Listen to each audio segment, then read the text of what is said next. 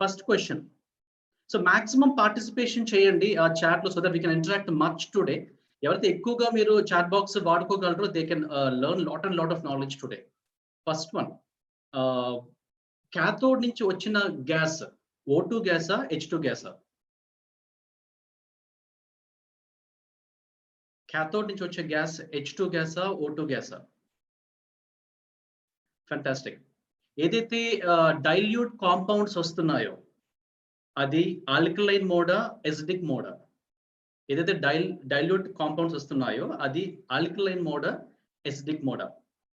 Exactly. H2 gas వస్తుంది మనకి, alkaline diluted alkaline compounds వస్తున్నాయి. ఫెంటాస్టిక్ అండి. So let's have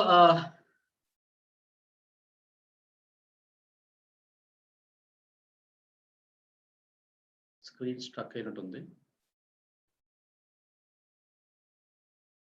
Yeah. So we have got H2O molecules, the microclustered ones, H2 gases, antioxidants, and diluted alkaline compounds and cations. pH ni determine chestayi. OH minus ions కొంతసేపు తర్వాత recombination లోకి వెళ్ళిపోతుంది. అలాగే H+ ions చాలా చాలా తక్కువగా ఉంటుంది. ఇప్పుడు మీరు చెప్పండి, ఈ వాటర్ ని టెక్నికల్ గా ఏమని పిలుస్తాము? ఈ వాటర్ ని టెక్నికల్ గా ఏమని పిలుస్తాము? షార్ట్ ఫామ్ సరిపోతుంది, ఫుల్ ఫామ్ అవసరం లేదు. షార్ట్ ఫామ్ లో ఏమని పిలుస్తాము? So what is the abbreviation of that water, what we call water from cathode? Fantastic అండి. ERW, electrolysed reduced water. Fantastic అండి. ఇక్కడ నేను ఒక పాయింట్ యాడ్ చేయవలసి ఉంటుంది.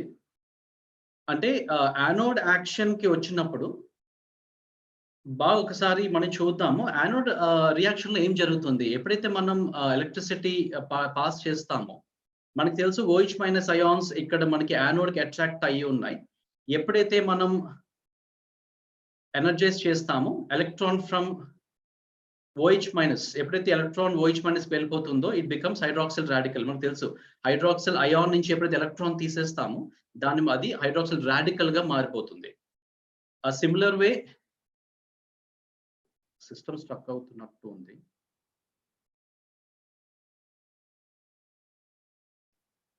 Fantastic. So this first process జరుగుతుంది. సెకండ్ ప్రాసెస్ లో మనకి ఏం జరుగుతుందంటే ఆక్సిడేషన్ లో ఈ డాట్ OHs ఏదైతే ఉన్నాయో అది మనకి యాడ్ అవడం మొదలు పెడుతుంది. అంటే రెండు హైడ్రాక్సిల్ రాడికల్స్ మనకి H2O కింద O కింద పనిచేయడం మొదలు పెడుతుంది. So you can see here. అయితే ఈ సింగ్లెట్ ఆక్సిజన్స్ ఎప్పుడు ఉండవు కాబట్టి మనకు తెలుసు అది రెండు కలవవలసి ఉంటుంది. సో రెండు O and O makes O2. That's how we get O2 gas from the anode reaction. So మనందరం ఏమనుకుంటున్నామంటే ఏదైతే వాటర్ యానోడ్ దగ్గర వస్తుందో O2 గ్యాస్ ఉంటుంది అని, కానీ దీనికి ఒక క్లాస్ కూడా ఉంది. ఆ క్లాస్ ఏంటో ఒకసారి చూద్దాం. సో దీని తర్వాత మనకి ఏమవుతుంది, ఈ H+ అయాన్స్ ఏదైతే ఉన్నాయో HCO3 కి అవి యాడ్ అవ్వడం మొదలు పెడుతుంది.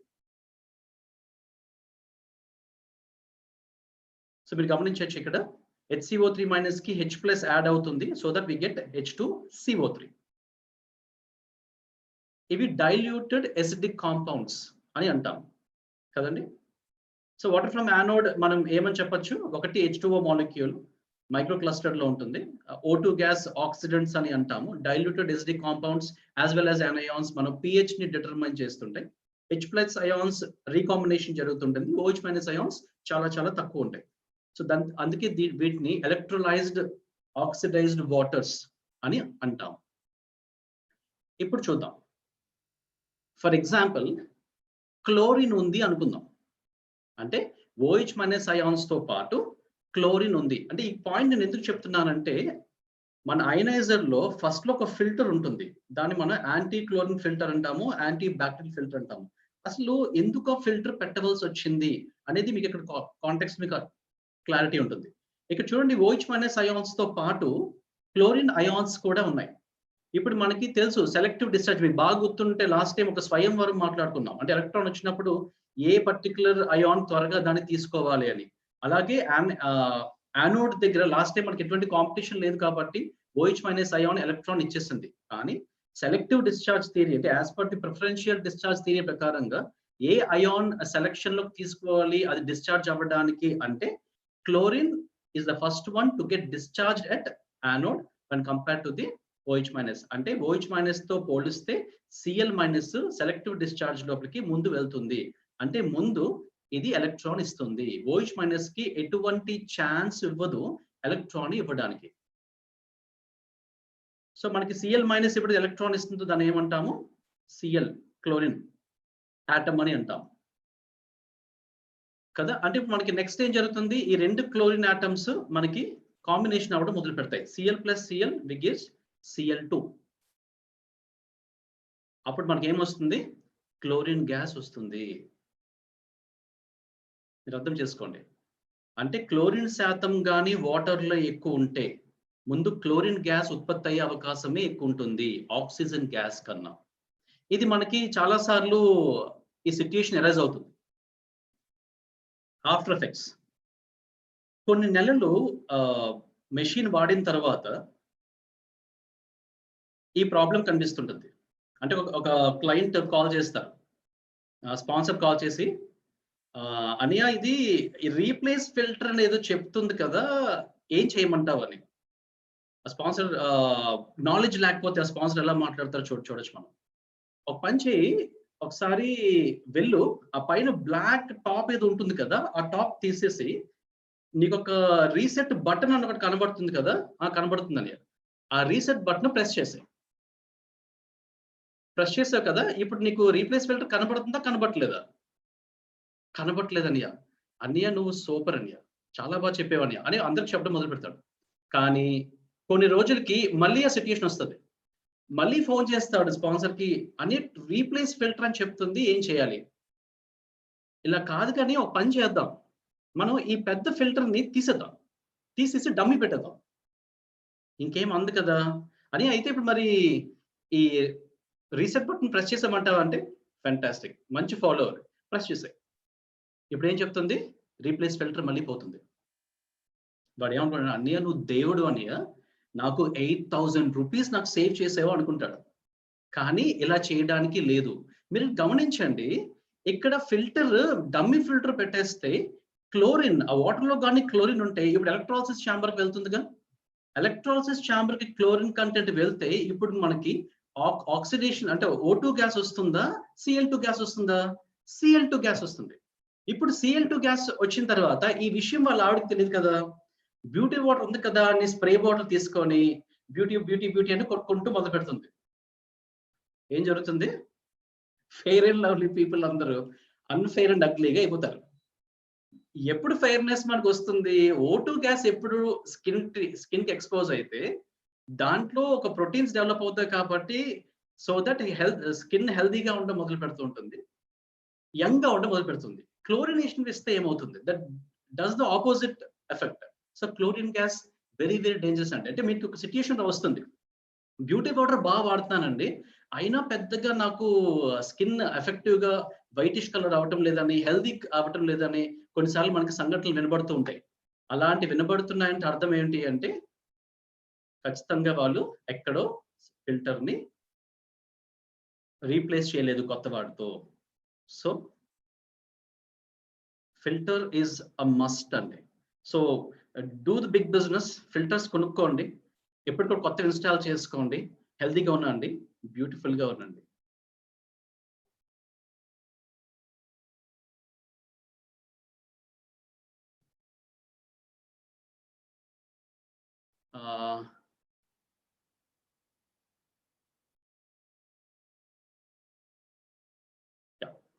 Let's come to the main topic అండి, oxidation reduction potential. Last time మనం చూసాం రెడాక్స్ కదా. అసలు యాక్చువల్ గా రెడాక్స్ అసలు ఏం చెప్తుంది? అంటే ఏదైనా ఎక్కడైనా ఎలక్ట్రాన్ ని లాస్ అయితే, ఇందాక ఎలాగైతే క్లోరిన్ ఎలక్ట్రాన్ ని లాస్ అయ్యిందో దాన్ని మనం ఆక్సిడేషన్ అని, ఎక్కడైతే ఎలక్ట్రాన్స్ గెయిన్ అయ్యిందో అంటే క్యాథోడ్ దగ్గర, దాన్ని మనం రిడక్షన్ అని అంటూ ఉంటాం. అంటే వాట్ వి కాల్, దీన్ని మనం గుర్తుపెట్టుకోవచ్చు చాలా సింపుల్ గా, ఆయిల్ రిగ్ అని. జనరల్ మనకి ఆయిల్ భూమి నుంచి తీయాలంటే ఫస్ట్ రిగ్ ఎలాగైతే పెడతామో, సో ఆయిల్ రిగ్ మనం గుర్తుపెట్టుకోగలిగితే oxidation is loss and reduction is gain అని ఒక కెమిస్ట్రీలో ఒక standard thing to be memorised అండి. అసలు ఓఆర్పి ఏం మెజర్ చేస్తుంది అంటే మనం ప్రోబ్ ముంచిన తర్వాత ఆ ప్రోబ్ ఎలక్ట్రాన్ నెగటివ్ వాల్యూ ఇవ్వచ్చు, పాజిటివ్ వాల్యూ ఇవ్వచ్చు. ఇక్కడ మనందరం ఏమనుకుంటున్నామంటే నెగటివ్ వాల్యూ వస్తే ఎలక్ట్రాన్స్ అంటే H2 ఎక్కువ ఉందని, పాజిటివ్ వాల్యూ వస్తే ఆక్సిజన్ గ్యాస్ ఎక్కువ ఉంటుంది అని. ఓఆర్పి ఏం చెప్తుంది అంటే ఆ సొల్యూషన్ ఏదైతే మనం ముంచామో ఆ సొల్యూషన్ కి కెపాసిటీ ఏంటో చూస్తుంది. కెపాసిటీ అది ఎలక్ట్రాన్స్ ఇచ్చే కెపాసిటీలో సొల్యూషన్ ఉందా, లేదు అంటే ఎలక్ట్రాన్స్ ని తీసుకునే కెపాసిటీలో సొల్యూషన్ ఉందా. అందుకే ఓఆర్పి చాలా క్లియర్ గా డిఫైన్ చేస్తాడు. ఏం చేస్తుంది, it measures the capacity of solution to either release are accept electrons from the chemical reactions. ఇక్కడ మనకి 9.5 pH లో మనం ఇన్సర్ట్ చేసిన తర్వాత మనకి ఇలాంటి వాల్యూస్ కనబడుతూ ఉంటాయి. అక్కడ ఏంటి ఉద్దేశం అంటే ఆ పర్టికులర్ సొల్యూషన్ కి ఎలక్ట్రాన్స్ ని డొనేట్ చేసే కెపాసిటీ ఉంది. అదే మనం 6 pH లో మనం ఇన్సర్ట్ చేస్తే పాజిటివ్ వాల్యూ వస్తుంది. పాజిటివ్ వాల్యూ అంటే అది యాక్సెప్ట్ చేసే గుణం ఉంటుంది. సార్ ఇప్పుడు చాట్ బాక్స్ ఓపెన్ చేయండి ఒకసారి. చాట్ బాక్స్ లో నేను అడిగిన క్వశ్చన్ బాగా అర్థం చేసుకోండి. మనం ఎలక్ట్రోడ్ ముంచిన తర్వాత అయనైజ్ వాటర్ లో ఎలక్ట్రోడ్ ముంచిన తర్వాత నెగటివ్ వాల్యూ వస్తే అది దేన్ని ఇండికేట్ చేస్తుంది? నెగటివ్ వాల్యూ వస్తే అది దేన్ని ఇండికేట్ చేస్తుంది? అది OH మైనస్ దానికి సంబంధించి చెప్తుందా, లేదంటే H2 సంబంధించి చెప్తుందా? క్వశ్చన్ మళ్ళీ రిపీట్ చేస్తానండి. ఆన్సర్ రైట్ అండ్ రాంగ్ అని పర్వాలేదు. H2 ని రిప్రజెంట్ చేస్తుందా, లేదంటే OH మైనస్ ఉంది కదా ఆ మైనస్ ని రిప్రజెంట్ చేస్తుందా? So we have mixed answers. H2 OH minus. చాలా సార్లు ఫస్ట్ టైం మనం ఈ సెషన్ విన్నప్పుడు డెమో చూసినప్పుడు ఏదైతే ఎలక్ట్రాన్స్ ఈ ప్రోటాన్స్ అన్ని మాట్లాడుతున్నారో ఆ ఓఆర్పి ఎప్పుడైతే ముంచారో నెగిటివ్ వాల్యూ వస్తుందో అందరికన్నా కామన్ అండర్స్టాండింగ్ ప్రాసెస్ ఏంటి అంటే ఆ నెగిటివ్ ఎందుకు వస్తుందంటే OH మైనస్ అయాన్స్ ఉన్నాయి కదా అని అర్థం. చాలా మంది ఇక్కడ OH మైనస్ మాట్లాడుతున్నారు. సిమిలర్లీ లైక్ మీ, నేను ఫస్ట్ టైం అదే అనుకున్నాను. కానీ అది OH మైనస్ కాదు, అది H2 గ్యాస్. ఎలాగ ఉన్నది ఒకసారి చూద్దాం. సింపుల్ మ్యాథ్ చూద్దామండి. చాట్ బాక్స్ లో ఉండండి, వెళ్ళిపోవద్దు. సింపుల్ మ్యాథ్ ఏంటంటే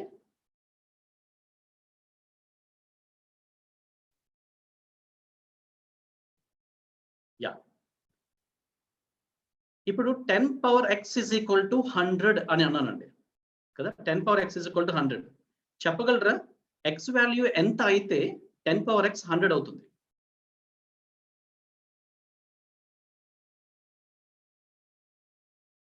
అంటే ఎన్నిసార్లు 10 మల్టిప్లికేషన్స్ తనకు తానుగా జరిగితే మనకి 100 వస్తుంది. ఇది మనకు తెలుసు, సింపుల్ మ్యాథ్ కదా. 10 power x is equal to 100 అంటే x ఇస్ ఈక్వల్ టు 2. అయితే లాగరిథం ఏం చెప్తుంది అంటే the power to which a base must be raised to produce a given number. అంటే ఇక్కడ నేను x ని ఈ పవర్ ని ఎంతకు రేస్ చేస్తే ఈ 10 100 కి వెళ్తుంది. సార్ మళ్ళీ చెప్తున్నాను, లాగరిథం అంటే నేను x వాల్యూ ఎంత పెడితే ఎంత పవర్ ని 10 ని రేస్ చేస్తే ఆ 10 100 అవుతుంది అంటే 2. అంటే లాగ్ ఆఫ్ 100 ఎంత చెప్పొచ్చు మనం? 2 అని చెప్పొచ్చు. మీకు అర్థమవుతుంది కదా బేసిక్ లాగరిథం. అయితే లాగ్ 100/10 తీసుకుందాం. 100/10 అంటే ఎంత అండి? 10 కదా. అంటే లాగ్ 10 అంటే 10 పవర్ 1 కూడా 10 అంటే 10 పవర్ 1 అంటే అక్కడ పవర్ ఎంత ఉంది? 1 ఉంది. అందుకే లాగరిథమ్ ఆఫ్ 100/10 మనం ఏమన్నాము? +1 అని అన్నాము.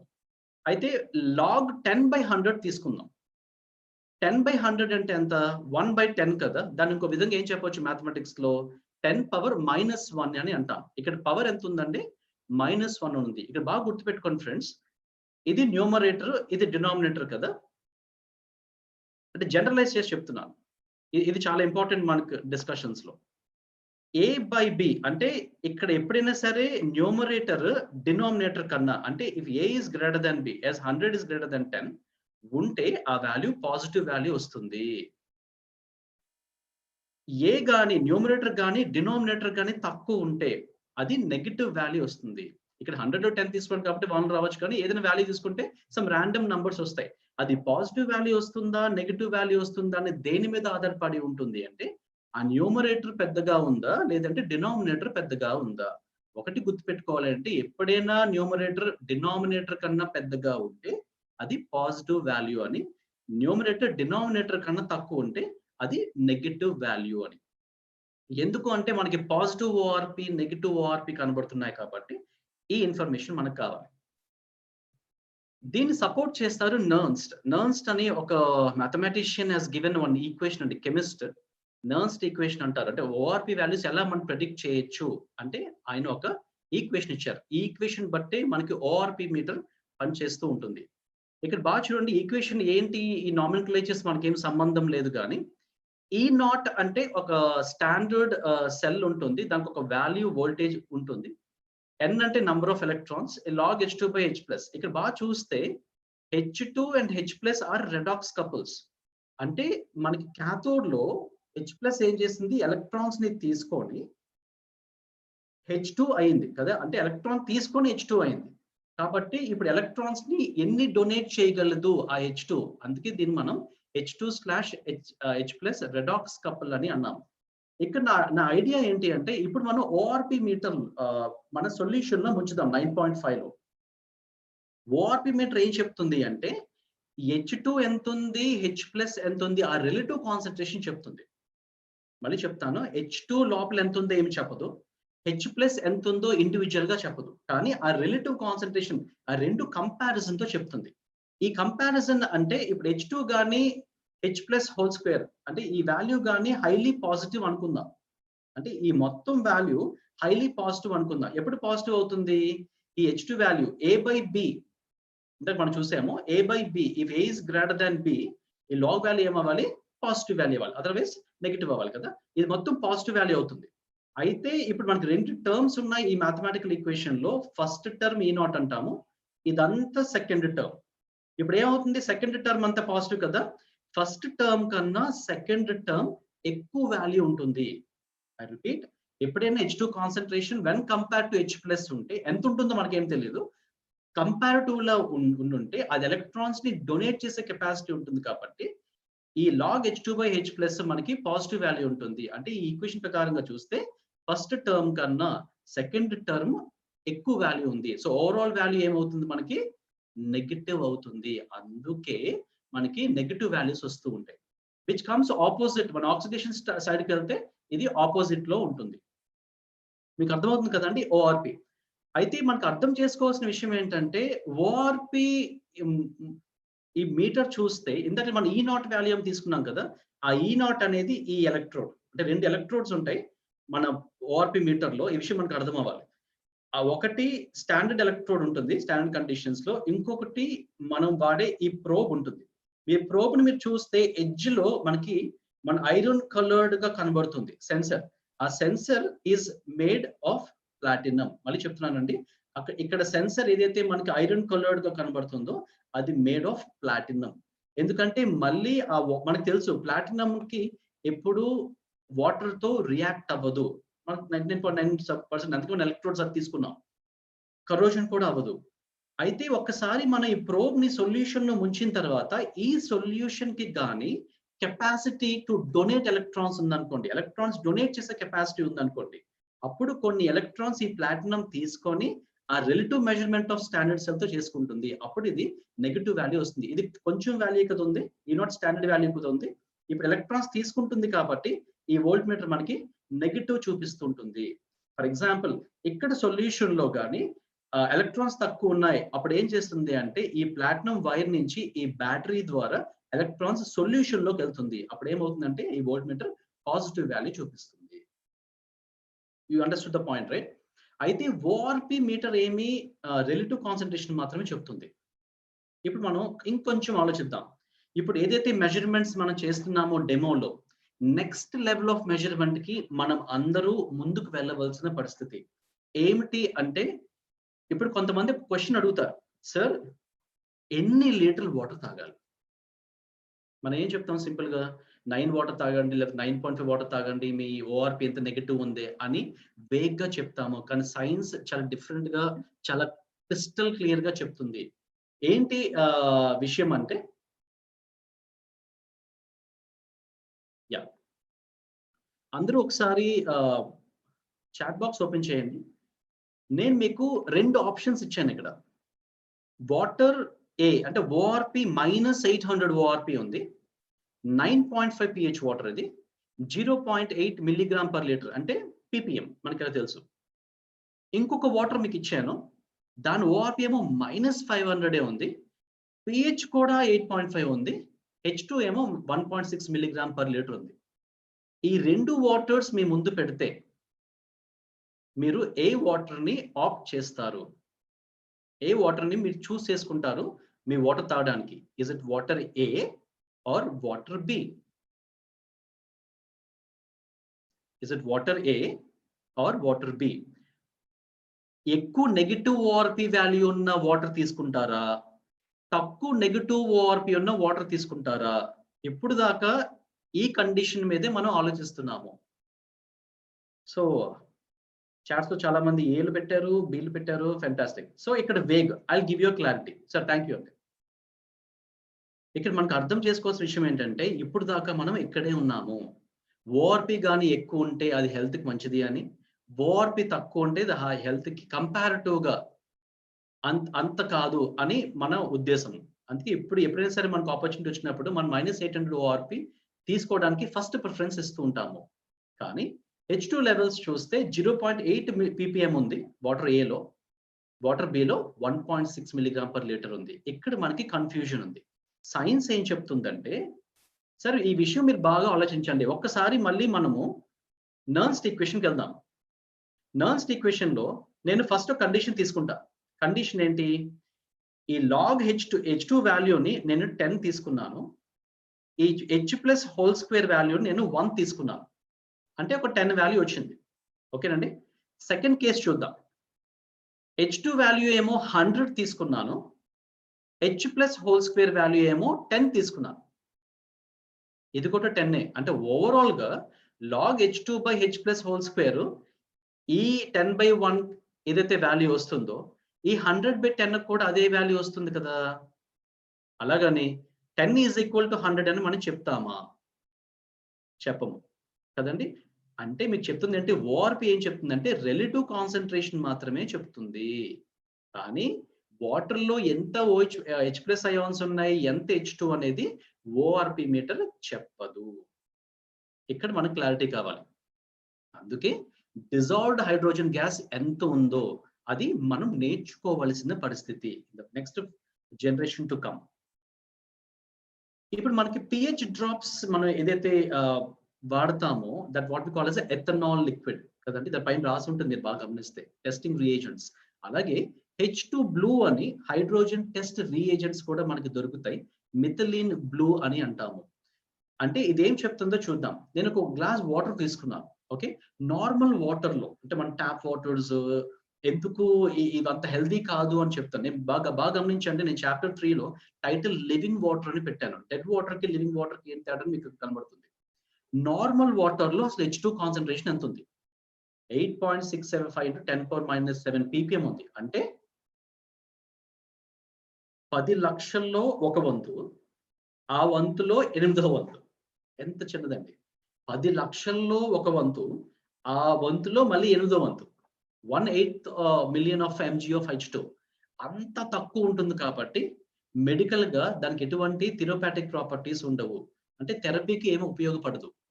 అయోనైజ్డ్ వాటర్స్ ఎలా ఉంటాయి అంటే 0.5 నుంచి 1.6 మిల్లీగ్రామ్ పర్ లీటర్ ఉంటుంది. ppms లో ఉంటాయి. ఇది మనకి థెరపీకి వాడుకోవచ్చు. అంటే మన వాటర్ హెల్తీ లివింగ్ గా ఉందా లేదా అనేది దాని H2 ppm మీద డిపెండ్ అయి ఉంటుంది. నార్మల్ గా నేను రీసెర్చ్ చేసినప్పుడు అయోనైజ్డ్ వాటర్స్ అంటే ఇర్రెస్పెక్టివ్ ఆఫ్ ద బ్రాండ్స్ చూస్తే అన్ని 0.8 to 1 ppm నాకు కనబడింది. కంగన్ కి నేను చూసినప్పుడు అప్రాక్సిమేట్లీ 1.3 to 1.5 ppm కనబడింది. That's where the energetic still stood stop. అయితే ఈ విషయం మనం కొంచెం ముందుకు వెళ్తే ఎలా మనం చేయొచ్చు అంటే, మనం H2 బ్లూ బాటిల్ కొనుక్కున్నప్పుడు దాంతో పాటు ఈ చిన్న బీకర్ అనేది ఇస్తారు. దాని మీద 6 ml అని ఒక చిన్న మార్క్ ఉంటుంది. మీరు వాటర్ మొత్తం ఆ 6 ml నింపిన తర్వాత, అంటే ఫ్రెష్ గా ఐనైజ్ నుంచి వాటర్ తీసుకొని, ఇర్రెస్పెక్టివ్ ఆఫ్ pH, ఏది pH అని కావచ్చు. ఫర్ ఎగ్జాంపుల్ 9.5 pH నేను తీసుకున్నాను. నేను ఈ పర్టికులర్ బీకర్ లో 6 ml మాత్రమే వేశాను. ఇప్పుడు మనం ఏం చేస్తామంటే ఒక్కొక్క డ్రాప్ వేస్తాను. ఒక డ్రాప్ వేస్తాను, వాడు ఒకటి చిన్న స్టిర్ ఇస్తాడు. ఆ స్టిర్ తో మనం we have to stir gently అన్నమాట. ఎక్కువగా షేక్ చేయడానికి లేదు, చాలా నెమ్మదిగా స్టిర్ చేయడం మొదలు పెడతాం. ఏం జరుగుతుంది అంటే ఒక్కసారి ఒక డ్రాప్ వేసిన తర్వాత కొంతసేపటికి ఆ బ్లూ కలర్ మళ్ళీ కలర్లెస్ లిక్విడ్ గా అవుతుంది. అంటే ఆ బ్లూ కలర్ కోల్పోతుంది. మళ్ళీ మనం సెకండ్ డ్రాప్ వేస్తాం, మళ్ళీ ఆ బ్లూ కలర్ కాస్త కొంతసేపటికి మళ్ళీ నార్మల్ కలర్కి వచ్చేస్తుంది, అంటే వాటర్ కలర్కి వస్తుంది. అలాగా ప్రతిసారి డ్రాప్ వేస్తాము, మనం స్టిర్ చేస్తూ ఉంటాము. మన మన పాయింట్ ఏంటంటే ఎన్ని డ్రాప్స్ అయిన తర్వాత అది బ్లూ కలర్ నుంచి నార్మల్ వాటర్ కలర్ కి వెళ్ళిపోవటం లేదు, అంటే బ్లూ కలర్ ఇంకా ఉండిపోవాలి. మీరు ఎంత స్టిర్ చేసినా ఒక పాయింట్ లో బ్లూ కలర్ ఉండిపోతుంది. మనం కౌంట్ చేయవలసింది ఏంటంటే ఎన్ని డ్రాప్స్ నేను వేశాను. ఒక డ్రాప్ కౌంట్ 0.1 గా తీసుకుంటే, 0.1 ppm గా తీసుకుంటే, ఫర్ ఎగ్జాంపుల్ ఇక్కడ నేను 8 డ్రాప్స్ అయిన తర్వాత నాకు ఇక్కడ కలర్ మారలేదు, అంటే బ్లూలో ఉండిపోయింది. అయితే దాన్ని మనం 0.0 milligrams per liter గా తీసుకుంటాము. ఎనాజిక్ దానికి టెస్ట్ చేసినప్పుడు it's rising until 13 drops to 15 drops. అప్పటి వరకు ఆ బ్లూ కలర్ గా ఉండిపోవటం లేదు. It is changing its own colour. That is how we calculate ఎంత H2 డిజాల్వ్డ్ గ్యాస్ వాటర్ లో ఉంది అనేది ppm మనం నేర్చుకుంటాము. అయితే this is on the next side. ఇదే కాకుండా మనకి వి క్యాన్ గెట్ ఈ ప్రొసీజర్ చాలా కెమికల్ గా అయితే చేస్తున్నాం, దట్స్ రైట్ ప్రొసీజర్స్. కొన్ని మనకి బ్రాండ్స్ కూడా ఉన్నాయి, డిజాల్వ్డ్ H2 మీటర్స్ అని. అండ్ ప్లీజ్ కాంటాక్ట్ చంద్రబోస్ గారు, he has some thought process of which one to connect. అయితే బిట్ కాస్ట్లియర్ గా ఉంటే ఒక 25,000 నుంచి 75,000 ఆ రేంజెస్ లో ఉంటూ ఉంటాయి. So do the business well and get some kind of this meters in the future. It will be very helpful. అంటే ఎందుకు ఈ పాయింట్ చెప్తున్నాను అంటే ఎంత నీళ్ళు తాగాలి, ఇప్పుడు అదే క్వశ్చన్ మనకి, ఎంత వాటర్ తాగాలి రోజు, దేని మీద మనం డిసైడ్ అవుతాము అంటే, సైన్స్ ఏం చెప్తుందంటే ఒక మనిషి హెల్దీ స్టేట్ లో ఉండాలి అంటే, మనకి మినిమం H2 2 ppm ఉండాలి, అంటే 2 milligram per liter చూసుకోవచ్చు. అంటే ఓవరాల్ 24 hours లో నేను 2 milligram per liter గా తీసుకోగలిగితే హైడ్రోజన్ గ్యాస్ ని, నేను హెల్దీ స్టేట్ లో ఉండొచ్చు.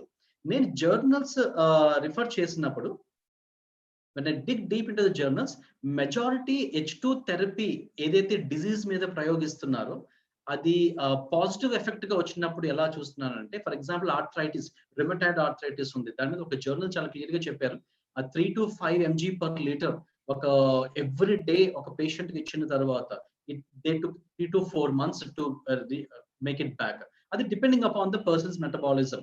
సో మెజారిటీ ఏం కనబడుతుందంటే, ఎప్పుడైతే 3 to 5 ppm ఎప్పుడైతే ఒక మనిషికి ఇస్తుంటామో, there is a obvious change in that person's body metabolism అనేది వాళ్ళు రావడం జరిగింది. అంటే మనం ఎలా డిసైడ్ చేసుకుంటాము? ఫస్ట్ ఫర్ ఎగ్జాంపుల్ మన ఇంట్లో నేను 9.5 pH వాటర్ పట్టుకున్న తర్వాత మనం H2 బ్లూ టెస్ట్ కానీ H2 మీటర్ ద్వారా కానీ, ఫర్ ఎగ్జాంపుల్ నాకు 1 ppm వచ్చింది అనుకుందాం కదా, 1 ppm వచ్చిందంటే నేను వాటర్ పట్టుకున్న తర్వాత, ఈ వాటర్ లో నేను H2 బ్లూ టెస్ట్ చేసిన తర్వాత, H2 మీటర్ తో టెస్ట్ చేసిన తర్వాత నాకు 1 ppm వచ్చింది అనుకుందాం. అయితే ఇప్పుడు నేను ఎన్ని లీటర్లు తాగాలి, మినిమం ఎన్ని లీటర్లు తాగాలి? మనకి ఏం చెప్తుంది సైన్స్? 2 milligram per liter ఉంటే నార్మల్ గా ఎటువంటి ఛాలెంజెస్ లేని వాళ్ళకి 2 milligram per liter సరిపోతుంది కదండి. అప్పుడు ఎన్ని లీటర్స్ తాగాలి? నేను మినిమం 2 లీటర్స్ తాగాలి. నేను 9.5 వద్దు, నేను 8.5 తాగుతాను. ఫర్ ఎగ్జాంపుల్ నేను 8.5 టెస్ట్ చేసినప్పుడు 0.5 వచ్చింది అనుకుందాం. కానీ హెల్తీ స్టేట్ గా ఉండాలంటే మనం ఎన్ని లీటర్లు తాగాలి? ఇప్పుడు 4 లీటర్స్ తాగాలి. మీకు అర్థమవుతుంది కదండి క్యాల్కులేషన్స్. అంటే ఫస్ట్ మనం ppm ఫైండ్ అవుట్ చేస్తాం, మన వాటర్ లో ఎంత ఉందో ఆ ppm బట్టి ఎన్ని లీటర్లు తాగాలి అనే డెసిషన్ ఫ్యాక్టర్ దేని మీద వస్తామంటే, హెల్తీ స్టేట్ లో 2 ppm వాడాలా, లేదు అంటే నాకు హెల్త్ ఛాలెంజెస్ ఉంటే 3 to 5 mg per liter వాడాలా. Simple to understand. For example మా మదర్ డయాబెటిక్ ఉంది అనుకుందాం. ఇప్పుడు నేను తీసుకున్న వాటర్ లో 1 ppm వచ్చింది 9.5 లో. ఇప్పుడు మా మదర్ కి ఎన్ని లీటర్స్ సజెస్ట్ చేయాలి? 5 mgలో రీసెర్చ్ థెరపీ ఇన్ఫర్మేషన్ ఉంది కాబట్టి మా మదర్ డయాబెటిక్ రివర్ట్ అయ్యే ఛాన్సెస్ ఈ రేంజ్ లోనే ఉంది కాబట్టి I go on the higher set at least 1 ppm నుంచి 5 లీటర్స్ నేను మదర్ కి ఖచ్చితంగా ఇవ్వాల్సి ఉంటుంది. సో దట్ మనకి there is a much improvement of in the health అన్నమాట. ఈ పాయింట్ అర్థం చేసుకోవాలండి. మనం అందరూ ఒక స్లైడ్ చూస్తుంటాం. 1 glass of ionized water is equal to 20 glasses of green tea అని, 5 kgs of broccoli అని, 1 kg of blueberries అని. ఇదంతా ఒక ఇన్ఫర్మేషన్ చెప్తూ ఉంటాం. అయితే ఇన్ఫర్మేషన్ చెప్పినప్పుడు ఇది ఎంతవరకు సైంటిఫిక్ ఎవిడెన్స్ ఉంటుందో నాకైతే తెలియదు, కానీ I never use that slide because if any expert points me, I have to justify it. A point మనం అందరూ జస్టిఫై చేయొచ్చు అంటే ఇది బాగా గమనించండి. 100 మిల్లీగ్రాములు విటమిన్ సి తీసుకున్నాను అనుకోండి, water might be the source. Vitamin C మనం సిట్రస్ ఫ్రూట్స్, ఆరెంజ్ జ్యూసే అనుకుందాం. 100 milligrams వైటమిన్ సి తీసుకుంటే నా బాడీకి 0.57 మిల్లీమోల్స్ వెళ్తుంది. కానీ 1.6 milligrams hydrogen gas, dissolved gas నేను ఉన్న వాటర్ తీసుకుంటే అంతకన్నా ఎక్కువ 0. millimolస్ ఆఫ్ H2 వెళ్తుంది. సింపుల్ గా చెప్తాను, 100 milligrams ఆఫ్ వైటమిన్ సి తీసుకున్న తర్వాత నా బాడీకి ఎంతైతే యాంటీ ఆక్సిడెంట్ పవర్ నేను ఇస్తున్నానో అంతకన్నా ఎక్కువగా 1.6 milligrams ఉన్న హైడ్రోజన్ వాటర్ రోజు తీసుకోగలిగితే అంతకన్నా ఎక్కువ యాంటీ ఆక్సిడెంట్ పవర్ నేను ఇస్తున్నాను. ఇది ది మోస్ట్ సైంటిఫిక్ గా చెప్పిన స్టేట్మెంట్. ఈ స్టేట్మెంట్ మన ఆధారంగా చేసుకోవచ్చు. దాన్ని బట్టి మనం రీసెర్చ్ చేసుకోవచ్చు దేంట్లో ఎంతెంత కంపారిజన్ ఉన్నాయో ఆ స్టాండర్డ్ వాల్యూస్ తో చూసుకొని. This is all about the story how H2 can be found using H2 blue or the meters. Fine, సరే ఇదంతా నేర్చుకున్నాం, కెమిస్ట్రీ నేర్చుకున్నాము, H2 కోసం నేర్చుకున్నాము, ఎంత ఉండాలో నేర్చుకుంటున్నాము. అయితే నాకేంటి ఇప్పుడు ఒకసారి చూద్దాం. సింపుల్ గా మన హ్యూమన్ బాడీ ఎలా ఉంది? ఆటమ్స్, బేసిక్ ఆటమ్స్ అన్ని కలిపి మనం మాలిక్యూల్స్ అని అంటాము. మాలిక్యూల్స్ అన్ని సెల్యులర్ లెవెల్లో ఉంటాయి. కాంబినేషన్ ఆఫ్ సెల్స్ మనం టిష్యూ అని అంటాము. కాంబినేషన్ ఆఫ్ టిష్యూస్ మనం ఆర్గన్స్ లెవెల్స్ అంటాము. కాంబినేషన్ ఆఫ్ ఆర్గన్స్ ని సిస్టమ్ లెవెల్ అంటాము. ఇలాంటి సిస్టమ్స్ చాలా ఉంటాయి. డైజెస్టివ్ సిస్టమ్ అని, నర్వస్ సిస్టమ్ అని. సో ఇవన్నీ తీసుకుంటే ఆ combination of all such system మనం ఆర్గానిజం లెవెల్ అనుకుంటాం. అంటే ఈ ఆర్గానిజం హెల్తీగా ఉండాలంటే రూట్ కాజ్ ఎక్కడ ఉందండి? అలా మనం ముందుకు వెళ్తే ఇక్కడ ఉంది. అంటే సెల్యులర్ లెవెల్లో ఏదైతే చేంజెస్ జరుగుతాయో టిష్యూలో మారుతుంది, టిష్యూ నుంచి ఆర్గన్ లెవెల్స్ లో మారితే ఆర్గన్ సిస్టమ్ లెవెల్లో మారుతుంది, ఫైనల్ గా అది మనిషి ఎక్స్పీరియన్స్ చేస్తారు. అయితే సెల్ లోపల ఏముంటది అంటే we don't go in to depth అండి, బట్ ఓవర్ వ్యూ మనకి ఎంత కావాలో అంత నేర్చుకుందాం. సెల్ పైన ఒక మెంబ్రెయిన్ ఉంటుంది. మనకి కనుక స్కిన్ పైన ఒక లేయర్ ఉంటుందో సెల్ కి ఒక మెంబ్రెయిన్ ఉంటుంది. సెల్ లోపల మనకి మైటోకాండ్రియా అని ఉంటుంది. మైటోకాండ్రియా అంటే మన తిన్న తర్వాత మనకి ఎనర్జీగా ఎక్కడ మారుతుంది అంటే మైటోకాండ్రియా. ఇప్పుడు నేను మాట్లాడుతున్నానంటే నా బాడీలో చాలా ఎనర్జీ ఖర్చు అవుతుంది. ఆ ఎనర్జీ ఎక్కడ ప్రొడ్యూస్ అవుతుంది? మైటోకాండ్రియాలో ప్రొడ్యూస్ అవుతుంది. అలాగే దాంట్లో మనకి న్యూక్లియస్ ఉంటుంది. ఈ న్యూక్లియస్ లోనే డిఎన్ఏ అంటుంటుంది. అంటే మనకి చూడండి చెప్తుంటారు, చూడండి నా వారసుడు, నా అంటే ఎలా చెప్తాం మా వారసుడు అని అంటే ఎక్కడో డిఎన్ఏ జీన్స్ డిఎన్ఏ ఇన్ఫర్మేషన్ ఏదైతే స్టోర్ అయ్యిందో అది ట్రాన్స్ఫర్ అయ్యింది. ఓకే, అండ్ మిగతావి చాలా ఉంటాయి. లైసోజోమ్స్ అని, రైబోజోమ్స్ అని, గోల్గి ఆపరేటర్స్ అని, ఇవన్నీ చాలా ఆర్గనల్స్ ఉంటాయి. అయితే మనకు కావాల్సిన ఇన్ఫర్మేషన్ అంటే ఒక సెల్లో మైటోకాండ్రియా ఒకటే ఉంటుందా ఎక్కువ ఉంటుందా అనే కాంటెక్స్ట్ వస్తే ఒక్కొక్క ఆర్గన్ లో ఒక్కొక్కలా ఉంటుంది. ఫర్ ఎగ్జాంపుల్ మనకి హార్ట్ ఏ బేసిక్ ఫంక్షన్ ఏంటి? మన బ్లడ్ ని పంప్ చేయడం కదా. బ్లడ్ ని పంప్ చేస్తుందంటే heart needs lot of energy. అందుకే హార్ట్ లో కానీ సెల్స్ మనం చూస్తే ప్రతి సెల్ లోని ఆల్మోస్ట్ 5000 మీకు మైటోకాండ్రియాస్ కనబడుతుంటాయి. అంత ఎనర్జీని సప్లై చేస్తూ ఉంటుంది. సిమిలర్లీ ఒక మినిమం 2-3 దగ్గర నుంచి మీకు థౌజండ్స్ ఆఫ్ మనకి మైటోకాండ్రియాస్ మనకి సెల్స్ లో ఉంటాయి. Different cells have different particular అంటే బేసిక్ ఆర్గనల్స్ అని ఎలాగే ఉంటాయి. The number differs depending upon the purpose of doing it. ఇక్కడ ద మోస్ట్ ఇంపార్టెంట్ సబ్జెక్ట్. నేను డాక్టర్స్ చెప్తున్న చాలా కాంటెక్స్ట్, ఆ టెర్మినాలజీస్ అన్ని ఈ పర్టికులర్ డయాగ్రామ్ కి సంబంధించినవే. ఇప్పుడు చూడండి, మనం తిన్న తర్వాత న్యూట్రియంట్స్, బాడీలో అబ్జార్ప్షన్ జరుగుతూ ఉంటుంది. అంటే సెల్ లోపలికి ఎంటర్ అయిన తర్వాత మైటోకాండ్రియా లోపలికి మనం తిన్న న్యూట్రిషన్ అంతా వెళ్ళడం మొదలు పెడుతుంది. ఆ న్యూట్రిషన్ బర్న్ అవ్వాలి కాబట్టి మనం ఆక్సిజన్ వెళ్ళవలసి ఉంటుంది. ఆక్సిజన్ అంటే ఇక్కడ ఏంటండి O2 ఏదైతే లంగ్స్ ద్వారా వెళ్తుందో బ్లడ్ స్ట్రీమ్ కి, ఆ బ్లడ్ స్ట్రీమ్ నుంచి మైటోకాండ్రియాకి వెళ్ళే లెవెల్ చెప్తున్నాను. దాంతో పాటు ఈ న్యూట్రియంట్స్ తీసుకెళ్లే కెపాసిటీ బ్లడ్ కి ఉండదు. బ్లడ్ లో ఉన్న ప్లాస్మాలో ఉన్న వాటర్ మాత్రమే తీసుకెళ్ళాలి. అంటే ఇప్పుడు మనకి మైటోకాండ్రియా లోపలికి ఏం వెళ్తున్నాయి అంటే న్యూట్రిషన్ వెళ్తుంది, వాటర్ వెళ్తుంది, ఆక్సిజన్ వెళ్తుంది. ఇక్కడ మైటోకాండ్రియా ప్రాసెస్ చేసుకున్న తర్వాత దీన్ని సెల్యులార్ రెస్పిరేషన్ అంటాము. అంటే ఒక మెటబాలిజం ఒక ఫంక్షన్ అవుతూ ఉంటుంది. ఆ సెల్యులార్ రెస్పిరేషన్ లో మనకి ఏం జరుగుతుంది అంటే ఒకటి మనకి వేస్ట్. ఇప్పుడు నేను గాలి పీల్చుకున్న తర్వాత మళ్ళీ మనం కార్బన్ డైఆక్సైడ్ వదులుతున్నాం కదా, ఆ కార్బన్ డైఆక్సైడ్ బయటకు వస్తుంది మైటోకాండ్రియా నుంచి. అలాగే కొంత మెటబాలిక్ వేస్ట్ అనేది వస్తుంది. తీసుకున్న న్యూట్రియంట్స్ అంతా ఎనర్జీగా మారుతుంది. దీన్ని మనం బయాలజికల్ గా ఏటీపీ అని అంటారు. అంటే ఎడినోసిన్ ట్రైఫాస్ఫేట్ అని అంటాము. ఏటీపీ అని చాలాసార్లు వర్డ్ వాడుతున్నామంటే ఇది మన ఎనర్జీ మాలిక్యూల్స్ అని అర్థము. దీంతో పాటు కొన్ని ఫ్రీ రాడికల్స్ వస్తుంటాయి. మన బాధ అంటే ఏంటంటే ఈ ఫ్రీ రాడికల్స్ ని ఎలా కంట్రోల్ చేయాలని ఒకసారి దానికోసం డెప్త్ గా మాట్లాడతాం. సో ఫ్రీ రాడికల్స్ ఏ డిజీజ్ కి చూసినా మన ఫ్రీ రాడికల్స్ అని మాట్లాడుతుంటారు.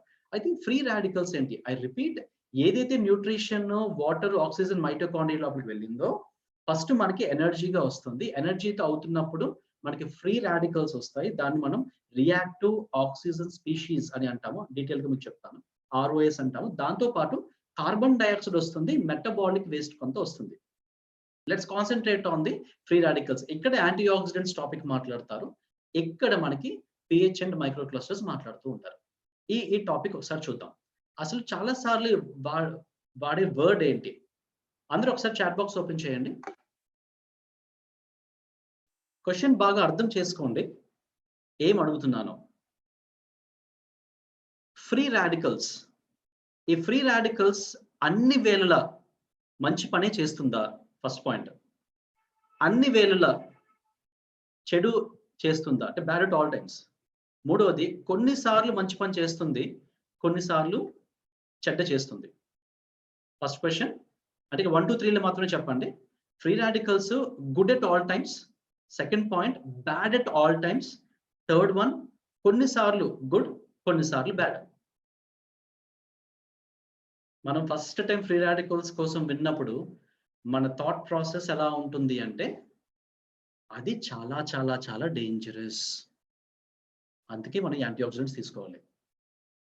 So we should not come to conclusion. అలా ఉండదండి. ఆన్సర్ ఏంటంటే థర్డ్ వన్. కొన్నిసార్లు మంచి చేస్తుంది, కొన్నిసార్లు చెడు చేస్తుంది. ఫైన్. అయితే ఏంటి ఫ్రీ రాడికల్? సార్ జాగ్రత్తగా ఆలోచించండి. మీ మైండ్లో ఆల్రెడీ ఏది ఎగ్జిస్టింగ్ ఇన్ఫర్మేషన్ ఉందో అది కొంతసేపు పక్కన పెడదాము. సైన్స్ ఏం చెప్తుందో ఒకసారి చూద్దాం. ఫ్రీ రాడికల్ అంటే ఇండిపెండెంట్ గా ఒక ఆటమ్ ఉంటుంది.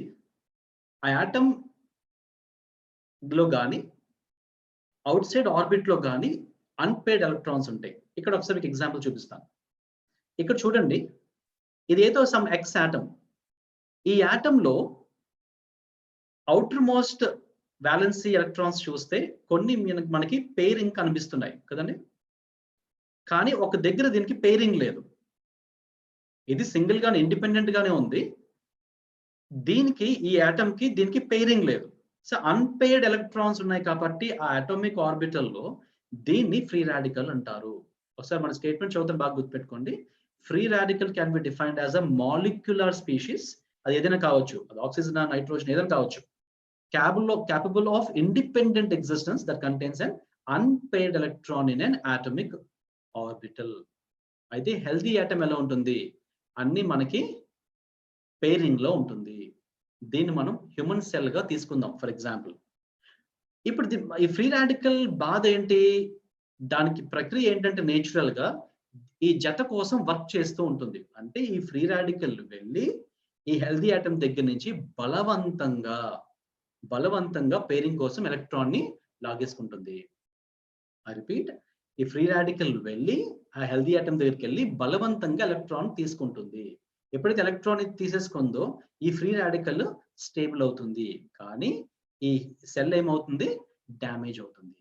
అంటే ఫ్రీ రాడికల్స్ కానీ మన హ్యూమన్ సెల్ లోపలికి వెళ్ళిన తర్వాత హ్యూమన్ సెల్ లో ఉండే ఎలక్ట్రాన్స్ ని పేరింగ్ గా తీసుకుంటుంది. ఎప్పుడైతే పేరింగ్ గా తీసుకుంటుందో కొన్ని డ్యామేజెస్ సెల్ లో జరుగుతాయి. అదేదో నెక్స్ట్ టైం చూద్దాం.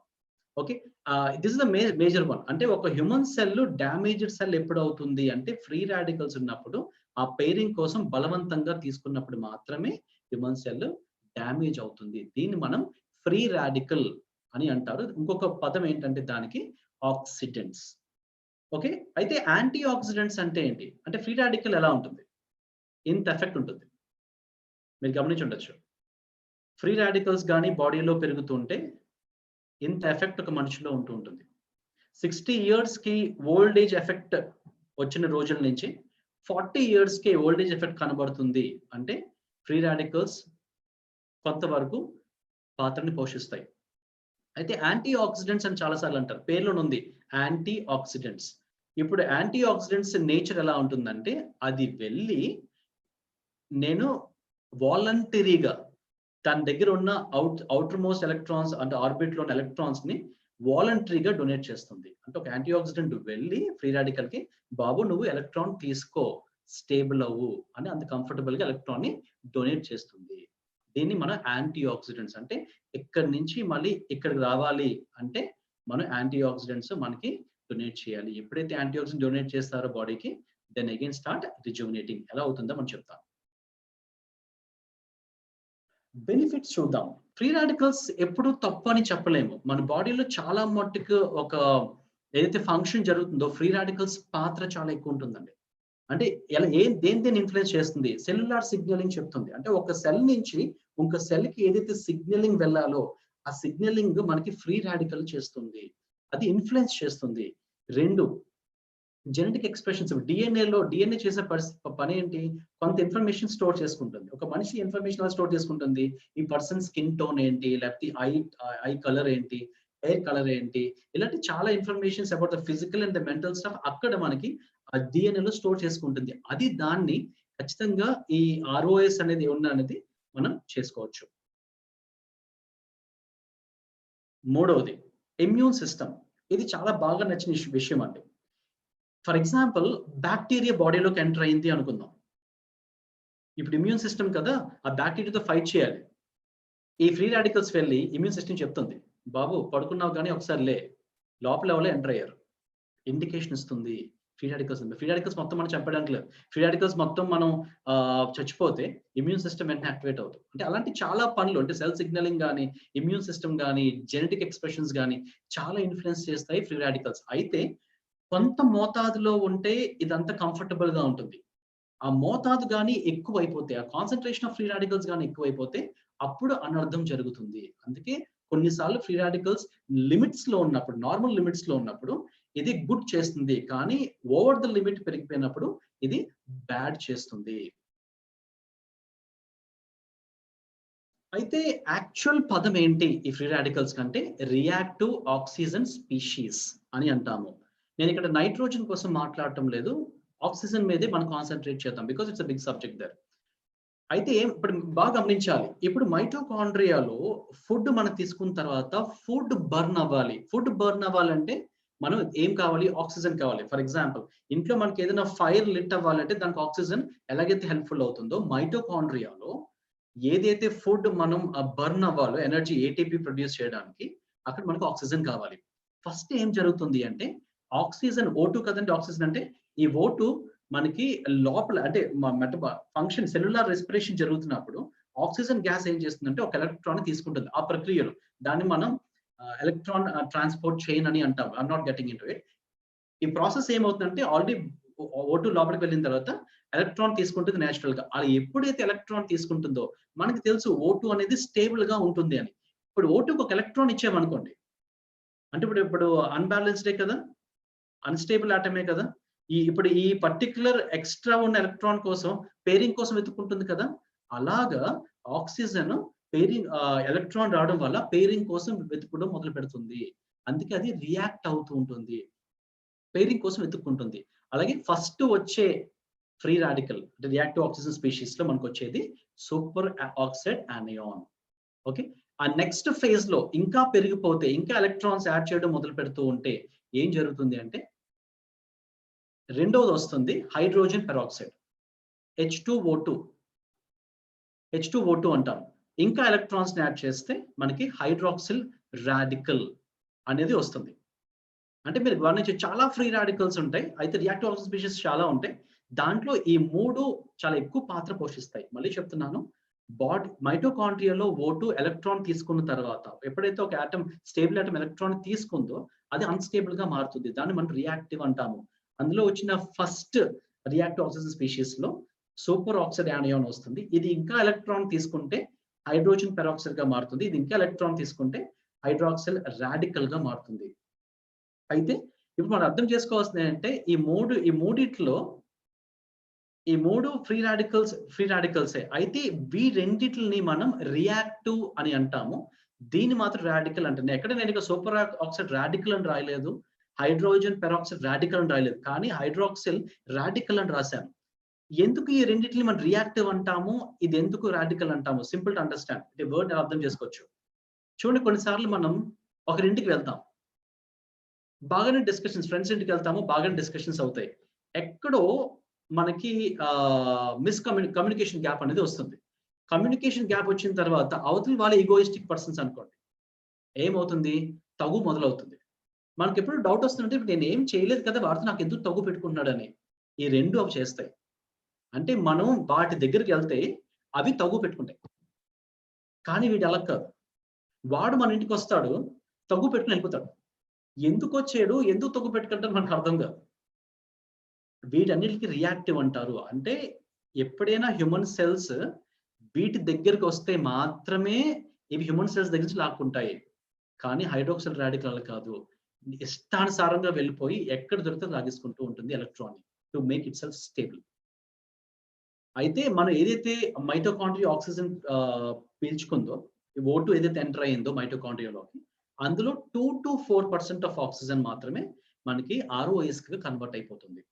ఓకే, మిగతాదంతా మనకి ATP ప్రొడక్షన్ లో మెటబాలిక్ వేస్ట్ బయటకు పంపించడానికి మనకు ఉపయోగపడుతుంది.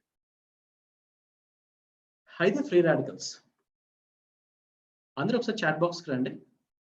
అయితే ఆ 3 ఫ్రీ రాడికల్స్ అంటే సూపర్ ఆక్సైడ్ ఆనియాన్ కానీ, హైడ్రోజన్ పెరాక్సైడ్ కానీ, హైడ్రాక్సిల్ రాడికల్స్ కానీ, ఈ 3 తక్కువ మోతాదులో ఉండాలా, ఎక్కువ మోతాదులో ఉండాలా అనేది దేని మీద డిపెండ్ అయి ఉంటుంది? వీటన్నిటి మీద డిపెండ్ అయి ఉంటుంది.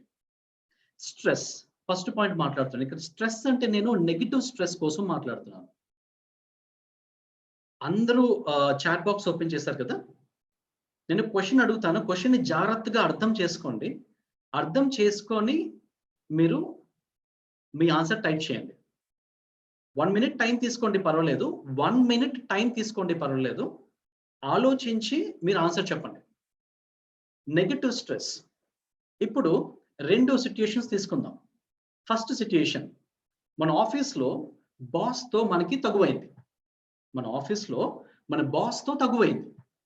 మైండ్ అండ్ బాడీ డిస్టర్బ్ అవుతుంది కదా, కొంత అన్ఈజీనెస్ వస్తుంది. ఓకే ఫైన్, ఇది ఫస్ట్ కేస్. ఇంటికి వచ్చాము, ఆ మూడ్తో మన ఇంటికి వచ్చాము, సంథింగ్ కమ్యూనికేషన్ గ్యాప్ వచ్చింది, మన భార్యతో కానీ భర్తతో కానీ తగువైంది.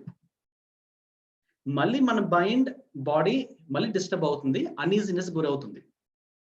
అయితే ఈ 2 కేసెస్లో, అంటే ఫస్ట్ది ప్రొఫెషనల్ లైఫ్లో డిస్టర్బెన్స్ వచ్చేయడం వల్ల కొంత అన్ఈజీనెస్ వచ్చింది. సెకండ్ది పర్సనల్ లైఫ్లో మన భార్యతో కానీ భర్తతో కానీ తగువ అవడం వల్ల కొంత అన్ఈజీనెస్ వచ్చింది. ఈ రెండిట్లో పర్సనల్ లైఫా ప్రొఫెషనల్ లైఫ్లా, ఏ లైఫ్లో వచ్చిన డిస్టర్బెన్స్ మన మైండ్ అండ్ బాడీని ఎక్కువ డ్యామేజ్ చేస్తాయి? ఏది ఎక్కువ ఎఫెక్ట్ ఉంటుంది? బాస్తో తగ్గు పెట్టుకున్నప్పుడు వచ్చే ఎఫెక్ట్ ఎక్కువ ఉంటుందా ప్రొఫెషనల్ లైఫ్లో? భార్యతో తగ్గు పెట్టుకున్నప్పుడు ఎక్కువ ఎఫెక్ట్ ఉంటుందా? చూడండి, నేను ఇంకా 1 minute టైం తీసుకొని ఆలోచించి చెప్పండి అంటే ఎంతమంది పర్సనల్ లైఫ్లో మాట్లాడుతున్నారు చూడండి. అక్కడ చూడండి ఎంత లైవ్ టెస్టిమోనియల్స్, భార్య బాధితుల సంఘం సభ్యులు అందరూ ఇక్కడే ఉన్నారు. ఎక్స్పీరియన్స్ కదా, ఖచ్చితం అండి. ఇక్కడ పర్సనల్ లైఫ్ లో ఎందుకు అంత ఎక్కువగా మనకు అనీజినెస్ వస్తుంది అంటే డిపెండ్స్, అక్కడ ఎమోషన్ కనెక్ట్ ఉంది కాబట్టి. ప్రొఫెషనల్ లైఫ్ లో కన్నా పర్సనల్ లైఫ్ లో ఎక్కువ ఎమోషన్ కనెక్ట్ ఉంటుంది కాబట్టి సైన్స్ ఏం చెప్తుందంటే ఎక్కడైతే ఎమోషన్ కనెక్ట్ ఉందో, ఎక్కడైతే డిస్టర్బెన్స్ వస్తుందో అక్కడ మనకి అనీజినెస్ స్టార్ట్ అవుతుంది, మైండ్ అండ్ బాడీ. ఇక్కడ మనకు తెలుస్తుంటుంది, ఫర్ ఎగ్జాంపుల్ మన భార్యతో ఎక్కడ కమ్యూనికేషన్ గ్యాప్, ఫైర్ అంటుకుంటుంది, అది అబౌట్ టు ఎక్స్ప్లోడ్ అని తెలుస్తుంది అంటే అందరు ఎక్స్పీరియన్స్ కదండి, ఈ టైంలో తెలిసిపోయి ఉంటుంది ఎక్కడ ఎక్స్ప్లోడ్ అవుతుందో. మనం గుర్తుపెట్టుకోవాల్సిన విషయం ఏంటంటే ఇప్పుడు కానీ మనం రియాక్ట్ అయిపోతే, మీ మిస్సెస్ రాడికల్ అవుతుంది కదా అని మనం రియాక్ట్ అవ్వడం మొదలు పెడితే మన బాడీలో విపరీతమైన ఫ్రీ రాడికల్స్ పెరిగిపోతాయి. మీరు ఫ్రీ రాడికల్స్ ఎక్కువ పెరిగిపోతున్నాయా, మీ యవ్వనాన్ని కోల్పోతారు, you're becoming old aged, and త్వరగా లైఫ్ స్పాన్ కూడా తగ్గిపోతుంది. ఎక్కడైనా అలాంటి స్థితి వస్తే దేవుడు కూడా కాపాడలేడు, బికాస్ దేవుడికి వైఫ్ ఉన్నారు, లైఫ్ ఉంది. సో మనకు కంట్రోల్ చేసుకోవాల్సిన విషయం ఏంటంటే ఫ్రీ రాడికల్స్ తగ్గించుకోవాలి. అలాంటి సిచ్యుయేషన్ ఎక్కడైనా వస్తే సింపుల్ గా అంతేగా అనుకుని వెళ్ళడం సబబు. కాబట్టి ఫ్రీ రాడికల్స్ వచ్చే ఎలాంటి స్ట్రెస్ఫుల్ సిచ్యుయేషన్స్ అయినా మనం హ్యాండిల్ చేసుకోవాల్సిన పరిస్థితి. ఎగ్జాక్ట్లీ. ఇప్పుడు అదే మీకు బాస్ తో ఎక్కువ ఎమోషనల్ కనెక్టివిటీ ఉంది అనుకోండి, అక్కడ ప్రొఫెషనల్ లైఫ్ లో మీకు ఎక్కువ రావడం మొదలు పెడుతుంది. ఇక్కడ ఎమోషనల్ కనెక్టివిటీ దేనికి ఉన్నది అనేది question. Majority of the people do have a personal connectivity కాబట్టి they have said second one as a personal life. అంటే బాడీ ఏదైతే ఆ 3 ఫ్రీ రాడికల్స్ ని ఉత్పత్తి చేసుకుంటుందో అది ఎక్కువ అవుతాయి తక్కువ అవుతాయి అని దేని మీద ఆధారపడి ఉంటుంది అంటే ఇవన్నీ అవుట్ సైడ్ ఎఫెక్ట్ ఉంటాయి. అంటే ఫర్ ఎగ్జాంపుల్ సిగరెట్ స్మోకింగ్ కానీ, మన బాడీ మెడిసిన్స్ కానీ, అవుట్ సైడ్ నుంచి వచ్చిన వైరస్ బ్యాక్టీరియాస్ కానీ, ఈఎంఎఫ్ మనందరూ ఇప్పుడు వైఫై వాడుతున్నాం కదా, ఆ వైఫైస్ కానీ, ఆల్కహాల్ కన్సంప్షన్స్ కానీ, మన ఇంట్లో వాడుతున్న లైజాల్స్, డెటాల్స్, ఇవన్నీ హౌస్ హోల్డ్ కెమికల్స్ కానీ, కొంతమంది చూడండి జిమ్కి వెళ్ళిపోయి విపరీతంగా ఎక్సర్సైజ్ చేసేస్తుంటారు, అలా కానీ మోల్డ్ అంటే మనకి ఫంగస్ కానీ బ్యాక్టీరియా అలా పట్టిన ఫుడ్ మనం తీసుకుంటే మోల్డ్ కానీ. సో రేడియేషన్ ఎఫెక్ట్స్ అంటే మనం చూడొచ్చు. ఫర్ ఎగ్జాంపుల్ నేను ఎక్స్రే ముందు నించున్నాను అనుకోండి, కొంత రేడియేషన్ ఎఫెక్ట్ ఉంటుంది. ఓకే, ఈసీజీస్ కొంత కైండ్ ఆఫ్ ఎనీ ఎక్కడైతే ఎస్పెషల్లీ రీసెర్చ్ ల్యాబొరేటరీస్ లో జరుగుతుంటే అని రేడియేషన్ ఎఫెక్ట్స్ ఉంటూ ఉంటాయి. మన పొల్యూషన్ అట్మాస్ఫియర్స్ లో ఉన్న processed foods, especially baked items ఎక్కువ తీసుకున్నా, సరిగ్గా పడుకోకపోయినా, ఏదైతే ఆ 10 to 4 నైట్ 10 o'clock to 4 ఆ పర్టికులర్ టైం ని పాటించకుండా స్లీప్ కానీ ఉంటున్నా, ఇన్సోమ్నియా ఇలాంటి ప్రాబ్లమ్స్ ఉన్నా, బయట నుంచి ఏదైనా టాక్సిన్స్ ఎంటర్ అవుతున్నా, యూవీ రేస్ ఎక్సెసివ్ టైం మనం అంటే సన్ లైట్ లో ఎక్కువ సేపు ఉండిపోతున్నా, యూవీ రేస్ ఉన్నా, ఇవన్నీ ఏం చేస్తాయంటే మన ఫ్రీ రాడికల్స్ ఉత్పత్తిని పెంచేస్తూ ఉంటాయి. ఇక్కడ మనం అర్థం చేసుకోవాల్సిన విషయం ఏంటంటే ఫ్రీ రాడికల్స్ ఇలా పెరిగిపోతే మనం ఏం చేయాలి కదా, ఇప్పుడు అందరికీ చాలా డౌట్ వస్తుంది. ఫ్రీ రాడికల్స్ పెరిగిపోతే ఏమవుతుందంటే ఏదైతే మీకు సెల్ చూపించానో ఆ సెల్ పైన ఉన్న మెంబ్రెయిన్ ని డ్యామేజ్ చేస్తుంది, సెల్ లోపల ఉన్న ప్రోటీన్స్ ని నంబర్ ని తగ్గిస్తుంది, డ్యామేజ్ చేస్తుంది. అన్నిటికన్నా ముఖ్యం ఏంటి అంటే డిఎన్ఏ. మీరు బాగా గమనిస్తే డిఎన్ఏ ఈ కైండ్ ఆఫ్ మీరు పిక్చర్స్ చూసుంటారు, స్ట్రాండ్స్ ఉంటూ ఉంటాయి.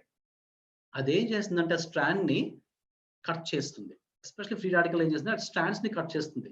అయితే మనం మాలిక్యులర్ లెవెల్ ఆఫ్ బయాలజీకి వెళ్తే ఈ స్ట్రాండ్స్ మళ్ళీ అది రీజనరేట్ చేసుకుంటే రిపీట్ చేసుకుంటూ ఉంటుంది. ఈ రిపీట్ బాగా చేసుకుంటే పర్వాలేదు, ఎందుకంటే ప్రతి డిఎన్ఏ మళ్ళీ రీప్రొడ్యూస్ అవుతుంది కాబట్టి, బికాస్ సెల్ చచ్చిపోతుంది, కొత్త సెల్ వస్తుంది కాబట్టి ఇన్ఫర్మేషన్ కరెక్ట్ గా వెళ్ళాలి డిఎన్ఏ. ఇప్పుడు ఈ పర్టికులర్ డిఎన్ఏ స్ట్రాండ్ సరిగ్గా రిపేర్ అవ్వలేదు అనుకోండి, నెక్స్ట్ రీజనరేట్ అవ్వకుండా డీజనరేట్ అవుతుంటుంది. అది మ్యూటేషన్స్ కి అంటే రూపాంతరం చెందుతూ ఉంటుంది. అలా మ్యూటేషన్స్ కానీ రాంగ్ గా వెళ్తే that's how it leads to cancer. అందుకే మనం చాలా చెప్తుంటాం ఏంటంటే ఫ్రీ రాడికల్స్ పెరిగిపోతూ ఉంటే ఈ పర్టికులర్ స్ట్రాండ్స్ ని తెంపుతూ ఉంటుంది కాబట్టి డిఎన్ఏ, ఎప్పుడైతే డిఎన్ఏ డ్యామేజ్ అవుతుందో నెక్స్ట్ వచ్చే సెల్స్ ప్రొడక్షన్ లో రీప్రొడక్షన్ జరుగుతున్నప్పుడు సరిగ్గా మనకి కాపీయింగ్ జరగదు. సరిగ్గా కాపీయింగ్ జరగకపోతే that's how it leads to the cancer అని సింపుల్ గా మనం చెప్తాం. దట్స్ హౌ ఫ్రీ రాడికల్స్ ని ఎప్పుడు ఒక మోతాదు కన్నా ఎక్కువ మోతాదులో మనం అలో చేయడానికి లేదు. ఇలాంటివి మనం మాట్లాడుకున్న ఎలాంటి డిజీజ్ అయినా, డయాబెటిస్ మెలిటస్ అంటే షుగర్ అనుకుందాము, మల్టిపుల్ అంటే ఈ సో కాల్డ్ సెరోసిస్ అంటే ఏంటంటే, స్క్లెరోసిస్ అంటే మనకి బ్రెయిన్ నుంచి బ్యాక్ బోన్ కి ఉన్న నర్వస్ సిస్టమ్ ని మనం స్క్లెరోసిస్ అంటూ ఉంటాం.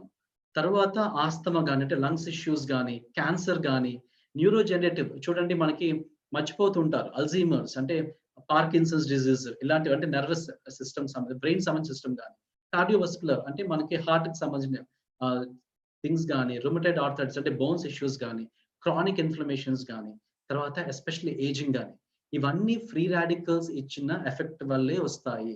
చాలాసార్లు మనం ఏం చేస్తుంటామంటే పిహెచ్ ఇన్ఫర్మేషన్ చెప్తున్నప్పుడు, పిహెచ్ ఎసిడోసిస్ కండిషన్ చెప్తున్నప్పుడు ఇవన్నీ మనం లిస్ట్ అవుట్ చేస్తాము. కానీ అక్కడ కన్నా ఓఆర్పి దగ్గర మనం లిస్ట్ అవుట్ చేసుకోగలిగితే దానికి ఎక్కువ మైలేజ్ ఉంటుంది. One small correction we have to do in our presentations. ఇవన్నీ బేసిక్ సైన్స్ ఏం చెప్తుందంటే ఆర్ఓఎస్ అంటే రియాక్టివ్ ఆక్సిజన్ స్పీషీస్ వల్ల రూట్ కాజ్ వల్ల వచ్చిన డిసీజెస్. అయితే సరే ఫ్రీ రాడికల్స్ ఉన్నాయి, మనం ఏం చేయాలి? మనం ఏం చెప్తాం జనరల్గా? సార్ మీరు డైలీ ఎక్సర్సైజ్ చేయాలి. నేను ఇక్కడ ఎక్సర్సైజ్ చేయమని చెప్పలేదండి, డైలీ ఎక్సర్సైజ్ చేయమని చెప్తాను. ఫర్ ఎగ్జాంపుల్ ఫస్ట్ డే నేను ఎక్సర్సైజ్ చేశాను. ఎక్సర్సైజ్ చేస్తే లోపల ఫ్రీ రాడికల్స్ పెరుగుతాయి, నేచురల్గా పెరుగుతాయి. అలాగే ఆ ఫ్రీ రాడికల్స్ ని తగ్గించడానికి బాడీ స్వతహాగా కొంత యాంటీ ఆక్సిడెంట్స్ డెవలప్ చేసుకుంటూ ఉంటాయి. ఇప్పుడు క్వశ్చన్ ఏంటంటే ఈ యాంటీ ఆక్సిడెంట్స్ వెళ్ళి ఫ్రీ రాడికల్స్ ని సప్రెస్ చేస్తాయి. డే 1 లో జరుగుతుంది. డే 2 లో మళ్ళీ మీరు ఎక్సర్సైజ్ స్టార్ట్ చేశారు, మీకు మళ్ళీ ఫ్రీ రాడికల్స్ పెరిగితే మళ్ళీ anti oxidant defence system introduce అయ్యి మళ్ళీ ఫ్రీ రాడికల్స్ ని స్టేబుల్ చేస్తుంది. థర్డ్ డే, ఫోర్త్ డే అలా వెళ్తున్న కొలది ఏమవుతుందంటే ఫ్రీ రాడికల్ ప్రొడక్షన్ నేచురల్ గా ఒక్కసారి బాడీకి అడాప్టబుల్ అయిన తర్వాత ఫ్రీ రాడికల్ ప్రొడక్షన్ తగ్గుతుంది. అంటే తగ్గుతుంది అనే మాట అనుకోవడం కన్నా యాంటీ ఆక్సిడెంట్స్ ప్రొడక్షన్ పెరుగుతుంది. అంటే మీరు రోజు బాడీకి ఒక కైండ్ ఆఫ్ ఎన్వైరన్మెంట్ క్రియేట్ చేశారు. ఎలాంటి సిచ్యుయేషన్స్ అయినా ఫ్రీ రాడికల్స్ పెరిగితే యాంటీ ఆక్సిడెంట్స్ ఉత్పత్తి అవ్వాలి. అంటే మీకు బాడీలో స్వతహాగా యాంటీ ఆక్సిడెంట్స్ ఉత్పత్తి అవ్వాలి అంటే మీరు రోజు ఎక్సర్సైజ్ చేయాలి. That is how it's got related. అయితే బాడీలో యాంటీ ఆక్సిడెంట్స్ ఉంటాయి. ఈ వర్డ్ మనకు అర్థం చేసుకోండి. ఫర్ ఎగ్జాంపుల్ మనకు ఫస్ట్ సూపర్ ఆక్సైడ్ యానయాన్ ఉంది కదండి. ఈ సూపర్ ఆక్సైడ్ యానయాన్ బాడీ వల్ల అంటే నేచురల్ గా సెల్ కదా ప్రొడ్యూస్ చేసుకుంది. అంటే ఈ సెల్ ప్రొడ్యూస్ చేసుకుంది కాబట్టి మళ్ళీ సెల్ దే రెస్పాన్సిబిలిటీ ఈ సూపర్ ఆక్సైడ్ యానయాన్ ని మళ్ళీ మనకు సప్రెస్ చేయడం. అప్పుడు ఫస్ట్ మనకి సూపర్ ఆక్సైడ్ డిస్మిటేజ్ అని ఒక యాంటీ ఆక్సిడెంట్ ఉత్పత్తి అవుతుంది. సూపర్ ఆక్సైడ్ యానయాన్ ఉత్పత్తి అయిన తర్వాత ఏదైతే మనకి బాడీలో ఫంక్షనింగ్ చేస్తారో డిజైర్డ్ లెవెల్స్ ఉంటే పర్వాలేదు, డిజైర్డ్ లెవెల్స్ కన్నా ఎక్కువ ఉంటే అప్పుడు ఏమవుతుందంటే బాడీ స్వతహాగా మళ్ళీ సెల్లే యాంటీ ఆక్సిడెంట్ డెవలప్ చేసుకుంటుంది, సూపర్ ఆక్సైడ్ డిస్మిటేజ్. ఇది సూపర్ ఆక్సైడ్ యానయాన్ కి. ఇప్పుడు మనకి ఏమవుతుంది, సెకండ్ లెవెల్ ఆఫ్ సెల్స్ కి వెళ్తే మనకి ఏమవుతుంది, హైడ్రోజన్ పెరాక్సైడ్ అనేది ఉత్పత్తి అవుతుంది.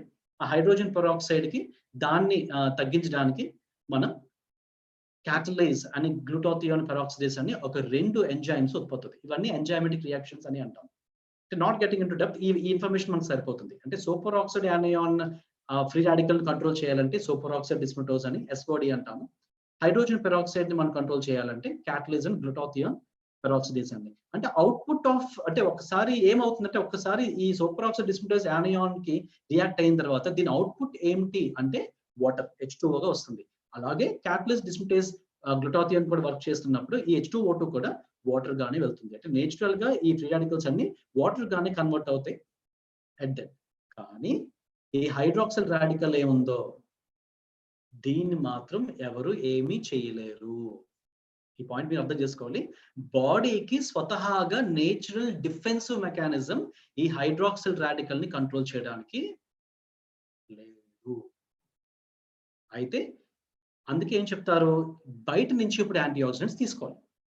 నేచురల్ డిఫెన్సివ్ మెకానిజం లేదు కాబట్టి హైడ్రాక్సిల్ రాడికల్ కంట్రోల్ చేయడానికి ఇది హైలీ రాడికల్ గా ఉంటుంది, హైలీ రియాక్టివ్ గా ఉంటుంది. కాబట్టి దీని వల్లే ఏదైతే మనం ఫ్రీ రాడికల్ చెప్తున్నామో, ఎంత డ్యామేజ్ చేస్తున్నామో ఈ రాడికల్ వల్లే ఎక్కువ డ్యామేజ్ జరుగుతుంది one compare to the superoxide anion and the hydrogen peroxide.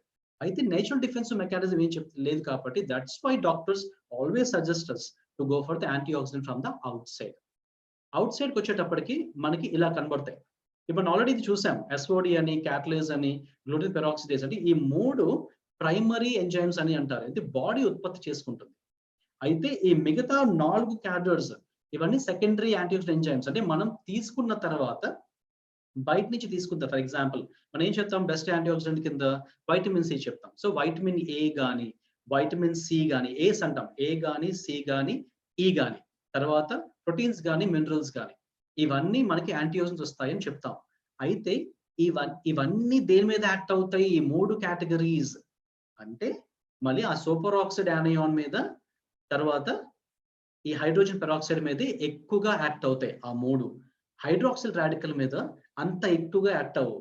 ఏది ఎక్కువగా యాక్ట్ అవుతుంది అంటే గ్లూటాథియోన్ COQ10 అంటాం. ఇది యాక్చువల్గా ఎక్కువ ఉంటుంది టొమాటోస్ లో కానీ. చూడండి ఇప్పుడు బ్రోకలీ అంటున్నాము, అవకాడోస్ కానీ, ఎస్పెషల్లీ డ్రై ఫ్రూట్స్. మీరు నాకు చెప్పండి, డ్రై ఫ్రూట్స్ రోజు ఎన్నిసార్లు ఎంతమంది తింటున్నారు? ఎప్పుడో గుర్తొచ్చినప్పుడు తింటున్నాం. కానీ all dry fruits are rich with this kind of COQ10 అంటే గ్లూటాథియోన్. ఇది H2 మన హైడ్రాక్సిల్ రాడికల్ మీద ఎక్కువ ఎఫెక్ట్ అవుతుంది. అంటే మనం అర్థం చేసుకుంది ఏంటంటే, ఏదైతే యాంటీ ఆక్సిడెంట్స్ తీసుకుంటున్నామో ఆ యాంటీ ఆక్సిడెంట్స్ హైడ్రాక్సిల్ రాడికల్ మీద ఎక్కువ ఎఫెక్ట్ అయినట్టు మనం మన ఎన్వైరన్మెంట్ ని సృష్టించుకోవటం లేదు. అంటే బయట నుంచి మనం అంత యాంటీ ఆక్సిడెంట్స్ తీసుకుంటున్నాం. రోజు మీరు ఒక అన్కుక్డ్ వెజిటబుల్, ఒక ఫ్రూట్ తీసుకుంటున్నారా? ఐ రిపీట్, రోజు మీరు అట్లీస్ట్ 1 అన్కుక్డ్ వెజిటబుల్, ఒక ఫ్రూట్ తీసుకుంటున్నారా? తీసుకుంటే కొంత యాంటీ ఆక్సిడెంట్స్ బాడీకి వెళ్తుంటాయి. అర్థం చేసుకోండి ఫ్రెండ్స్. అయితే ఇవన్నీ ఉన్నా కూడా హైడ్రాక్సిల్ రాడికల్ ని ఏమీ చేయలేని పరిస్థితి. అందుకే మనం ఇంత ఇప్పుడు పీపుల్ ఆర్ ఎర్నింగ్ మనీ అండి. Point is not earning money. People earning money. People బయట నుంచి కొనుక్కుంటున్నారు, తింటున్నారు. అయినా కూడా ఇన్ని డిసీజెస్ ఎందుకు వస్తున్నాయి? బాగానే వాటర్ తాగుతున్నాము, బాగానే ఇంట్లో అట్మాస్ఫియర్స్ ఉంటున్నాయి, అండ్ తర్వాత మంచి మంచి ఫుడే తింటున్నాము. People are becoming health conscious. అయినా పీపుల్ ఎందుకు ఓల్డ్ ఏజ్ లా కనబడుతున్నారు? ఎందుకు డిసీజెస్ వాళ్ళకి వెనక్కి రావడం లేదు? ఎందుకు హాస్పిటల్స్ ఎక్కువ వెళ్ళవలసి వస్తుంది? ఎందుకంటే ఎనఫ్ యాంటీ ఆక్సిడెంట్స్ అన్ని ఆ హైడ్రాక్సిల్ రాడికల్ కి సమాధానం ఇవ్వలేకపోతున్నాయి. సో మనిషికి ఏమి చేయలేని సందర్భం. ఇలా ఒక నిస్సహాయ స్థితిలో ఉన్నప్పుడు ఈ హైడ్రాక్సిల్ రాడికల్ మనిషిని ఇంకా ఇంకా ఇంకా కొంగు తీస్తున్నప్పుడు, అలా హెల్ప్లెస్ సిచ్యుయేషన్స్ ఉన్నప్పుడు there come are the most hero. That's what we call hydrogen gas.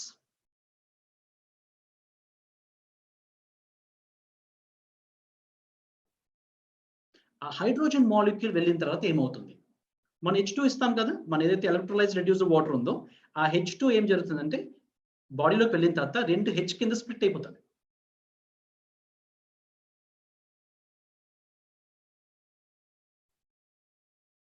H2 కింద స్ప్లిట్ అవుతుంది. మీరు బాగా గమనించవచ్చు కదా, మనం ఎప్పుడైతే వాటర్ తీసుకుంటాం H2లో ఆ H కింద స్ప్లిట్ అవుతుంది. ఇప్పుడు ఒక్కొక్క H ఒక డాట్ OH అంటే హైడ్రాక్సిల్ రాడికల్ కి మీకు ఎలక్ట్రాన్ ని షేర్ చేస్తుంది. ఇంకో హైడ్రాక్సిల్ రాడికల్ ఇంకో హైడ్రోజన్ ఆటమ్ మీకు ఎలక్ట్రాన్ ని షేర్ చేస్తుంది. ఇప్పుడు ఏమవుతుంది? ఈ H.OH అంటే ఏంటి? Is nothing but water. ఎప్పుడైతే వాటర్ కలుస్తుందో అంటే output of that free radical is H2. అంటే మొత్తం మనకి ఏదైతే ఎన్వైరన్మెంట్ లో ఉన్నామో బాడీ డిఫెన్సివ్ మెకానిజం లేనప్పుడు బయట నుంచి మన యాంటీ ఆక్సిడెంట్ తీసుకోవాలి కాబట్టి, ఆ తీసుకున్న యాంటీ ఆక్సిడెంట్ కొంత డిసిప్లైన్డ్ గా తీసుకోవట్లేదు కాబట్టి, నాట్ ఇనఫ్ కాబట్టి, దట్టు క్వాలిటీ కూడా తక్కువ ఉంది కాబట్టి, హైడ్రాక్సిల్ రాడికల్ మనం కంట్రోల్ చేసుకోలేకపోతాం కాబట్టి, దేర్ కమ్ H2 గ్యాస్ ఎప్పుడైతే డిజాల్వ్డ్ గ్యాస్ వాటర్ లో వెళ్తుందో, నేనున్నానని చెప్పి ఆపద్బాంధుడి కింద ఆ లోపల హైడ్రాక్సిల్ రాడికల్స్ ని వాటర్ కింద కన్వర్ట్ చేస్తుంది. That is why we have to be so thankful to this particular H2. అందుకే మనం రోజు వాటర్ తాగుతున్నప్పుడు లోపల ఉన్న డేంజరస్ హైడ్రాక్సిల్ రాడికల్స్ ని మనం కంట్రోల్ చేస్తున్నాము. దీని వల్ల మన ఏజింగ్ ని పోస్ట్ పోన్ చేయొచ్చు, మన డిసీజెస్ ని పోస్ట్ పోన్ చేయొచ్చు. That's how they become so healthy. అప్పుడే థ్యాంక్స్ చెప్పకండి, అసలు మూవీ ఇప్పుడు ఉంది, ఏం జరుగుతుంటుంది? సరే, H2 మాలిక్యూల్ ఎంత చిన్నది? అసలు H2 మాలిక్యూల్ ఎంత ఉంటుంది? 50 పికోమీటర్స్ వైడ్ ఉంటుందండి. పికో అంటే మనకు తెలుసు 10⁻⁻12. అంటే 1 మీటర్లో 1,000,000 వంతు, అందులో మళ్ళీ 1,00,000 వంతు. 1 మీటర్లో 1,000,000 వంతు, ఆ 1,00,000లో 1,00,000 వంతు. అంటే అంత చిన్నది హైడ్రోజన్ మాలిక్యూల్. అంటే ఎలాంటి స్పేస్ లో అయినా సరే ఎస్కేప్ అయిపోగలదు. అందుకే మనం వాటర్ తాగిన వెంటనే తాగేయాలి అంటుంటాం. బికాస్ హైడ్రోజన్ మాలిక్యూల్ అంత చిన్నది కాబట్టి ఎస్కేప్ చాలా ఈజీ అయిపోతుంది. ఇంకా సింపుల్ గా చెప్తాను. మనకు హెయిర్ తీద్దాం ఫర్ ఎగ్జాంపుల్. సారీ, నాకు లేదు కదా, మీరు తీసుకొని చూడొచ్చు. ఆ హైడ్రోజన్ అంటే ఫర్ ఎగ్జాంపుల్ హెయిర్ లో ఒక స్ట్రాండ్ ఉంటుంది కదా, ఇది ఒక వెంట్రుక అనుకుందాం, సింగిల్ స్ట్రాండ్ ఆఫ్ హెయిర్. ఇక్కడ నేను విత్ చూద్దాం, అంటే ఆ పర్టికులర్ వెంట్రుక ఎంత మందంలో ఉంది అంటే ఆ మందంలో మనం ఎన్ని మాలిక్యూల్స్ మనం పెట్టగలము అని చూస్తే 30 లక్షల H2 మాలిక్యూల్స్ ఈ స్పేస్ లో మనం సర్దియచ్చు. మళ్ళీ రిపీట్ చేస్తాను, ఈ మందంలో 30 లక్షల H2 మాలిక్యూల్స్ ని మనం అకామిడేట్ చేయొచ్చు. అంటే H2 మాలిక్యూల్ అంత చిన్నది కానీ చాలా పవర్ఫుల్ గా ఉంటుంది. ఎంత పవర్ఫుల్ గా ఉంటుందంటే, ఈ రోజు మొత్తం ప్రపంచంలో ఏదైతే thousands and thousands of journals ఉన్నాయో, ఆ జర్నల్స్ చూస్తే మనిషికి, యానిమల్స్ కి, హ్యూమన్ బీయింగ్స్ కి, యానిమల్స్ కి కలిపి 170 డిజీజ్ మోడల్స్ ఉన్నాయి H2 థెరపీని వాడుతున్నందుకు. అంటే ఆల్మోస్ట్ మన బాడీలో ప్రతి ఆర్గన్ కి థెరపీని ఇవ్వచ్చు అని జర్నల్స్ చెప్తూ ఉన్నాయి. అంటే మీరు చాలా చాలా గర్వంగా చెప్పొచ్చు, H2 has a positive note on the body once we consume. It is going to act for sure. Delay అవుతుంది కానీ డినై అవ్వదు. మళ్ళీ చెప్తానండి, డిలే అవుతుంది కానీ డినై అవ్వదు. ఖచ్చితంగా యాక్ట్ చేస్తుంది. కానీ time depending upon the persons seriousness of the particular cellular metabolism బట్టి అది ఆధారపడి ఉంటుంది. అందుకే ఎనర్జిక్ చాలా క్లియర్ గా క్లెయిమ్ చేస్తుంది, మీరు దయచేసి ఎటువంటి మెడికల్ క్లెయిమ్స్ ఇవ్వద్దు. ఎందుకంటే we never know what is the disease model inside. ఖచ్చితంగా అవుతుంది, బట్ ఇట్ టేక్స్ టైం. అందుకే మనకి we have lots and lots of our own testimonials. కానీ మనం ఎక్కడ క్లెయిమ్ చేయడానికి లేదు. ఎందుకు క్లెయిమ్ చేయడానికి లేదు? ఇక్కడ మీకు ఐ గివ్ ఎన్ ఎక్స్ప్లెనేషన్. సరే, మనం వాటర్ తాగుతాం కదా,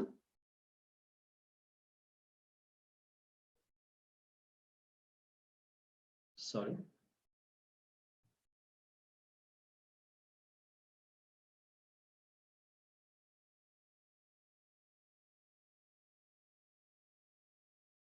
H2 is very much smart అండి. ఇక్కడ very very very smart molecule. అంటే ఇక్కడ మనకి పాత్ర ఏం పోషిస్తుంది, ఎందుకు మనం H2 కి చాలా థ్యాంక్స్ చెప్పాలి అని మనం ఆలోచించాలి. నార్మల్ గా మన బయట నుంచి తీసుకున్న సో కాల్డ్ యాంటీ ఆక్సిడెంట్స్ ఒక విధంగా పనిచేస్తుంది, H2 మాలిక్యూల్ ఒక విధంగా పనిచేస్తుంది.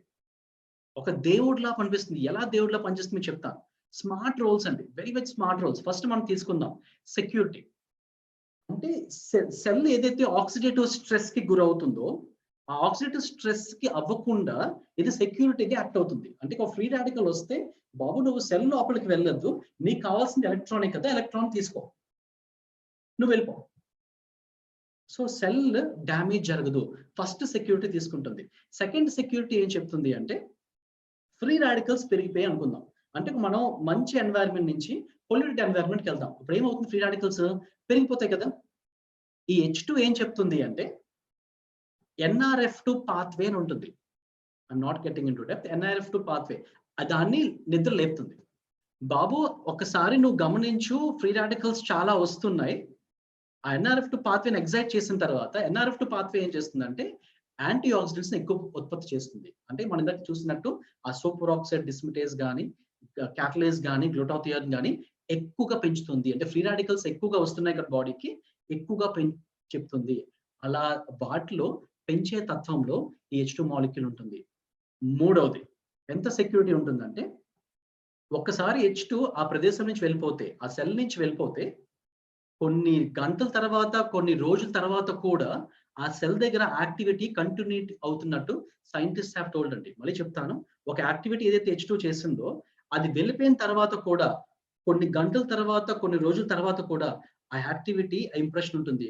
సైంటిస్ట్ ఏం అనుకున్నారంటే, అయితే ఎక్కడో జెనెటిక్ ఎక్స్ప్రెషన్ ని ఇది మోడిఫై చేస్తుంది, ఎక్కడో ఈ మన సెల్ మెటబాలిజం ని ఇది ఎఫెక్ట్ చేస్తుంది, ఇన్ఫ్లుయెన్స్ చేస్తుంది అని చెప్తారు. ఇది నేను చెప్పటం లేదు. ఇక్కడ మనం గమనించవచ్చు, ఇది బాగా చదవడం మీకు అర్థమవుతుంది. I speak on that. అర్థమైన అర్థమైపోయిన వాట్ జర్నల్ సేస్ యాక్చువల్లీ, మనం జస్ట్ లైక్ దట్ మాట్లాడుకోవటం లేదు. One mechanism that hydrogen uses to protect against oxidative damage is by the activation of NRF2 KEP1. ఇది actual pathway and subsequent induction of antioxidant response element.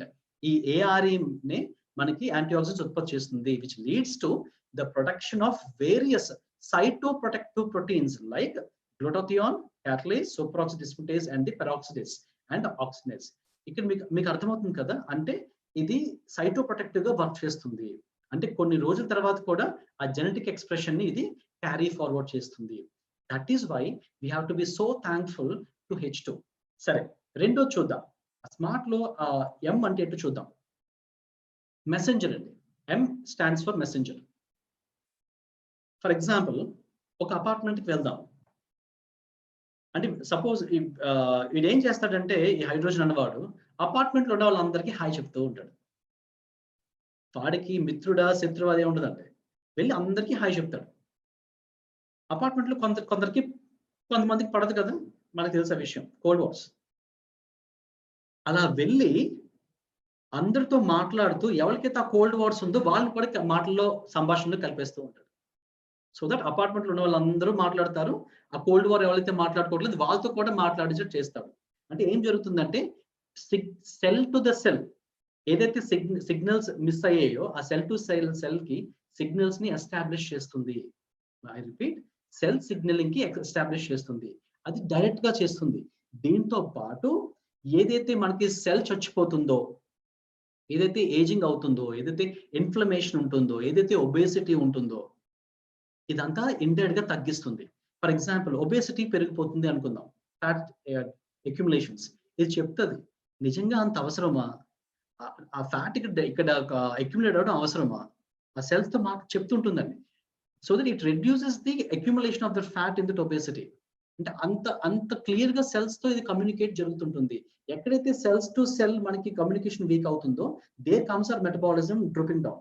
అయితే cell to cell ఎప్పుడైతే మీకు effective గా signal జరుగుతుందో everything goes good. అంటే for example ఇంట్లో మనము నలుగురు ఉంటే, వైఫ్ హస్బెండ్ ఇద్దరు పిల్లలు ఉంటే, అందరి మధ్యన కమ్యూనికేషన్ బాగున్నప్పుడు ఇల్లు హెల్తీగా ఉంటుంది కదండి.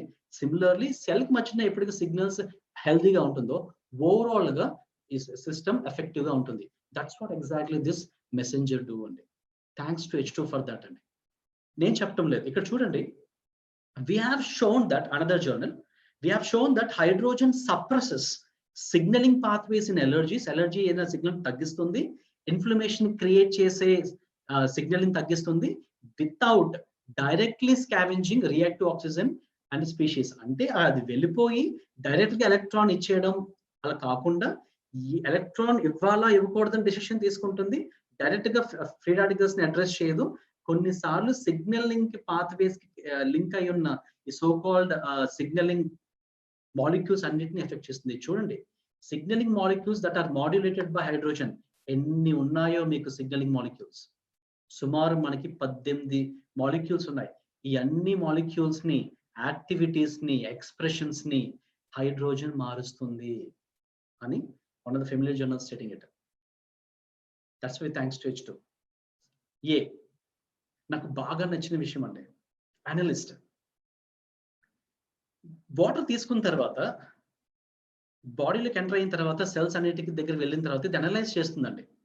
వాట్స్ గోయింగ్ ఆన్ అన్నట్టు వెళ్తుంటుంది. సపోజ్ మనం ఊరు వెళ్తాం, ఊర్లో మనం హెల్ప్ చేద్దాం అనుకుంటాం. కొంత సెక్ట్ ఆఫ్ పీపుల్ 3 పూటలు శుభ్రంగా భోజనం చేస్తున్నారు అనుకుందాం. కొంత సెక్ట్ ఆఫ్ పీపుల్ వాళ్ళకి ఒక్క పూట కూడా సరిగ్గా భోజనం చేయలేకపోతున్నారు అనుకుందాం.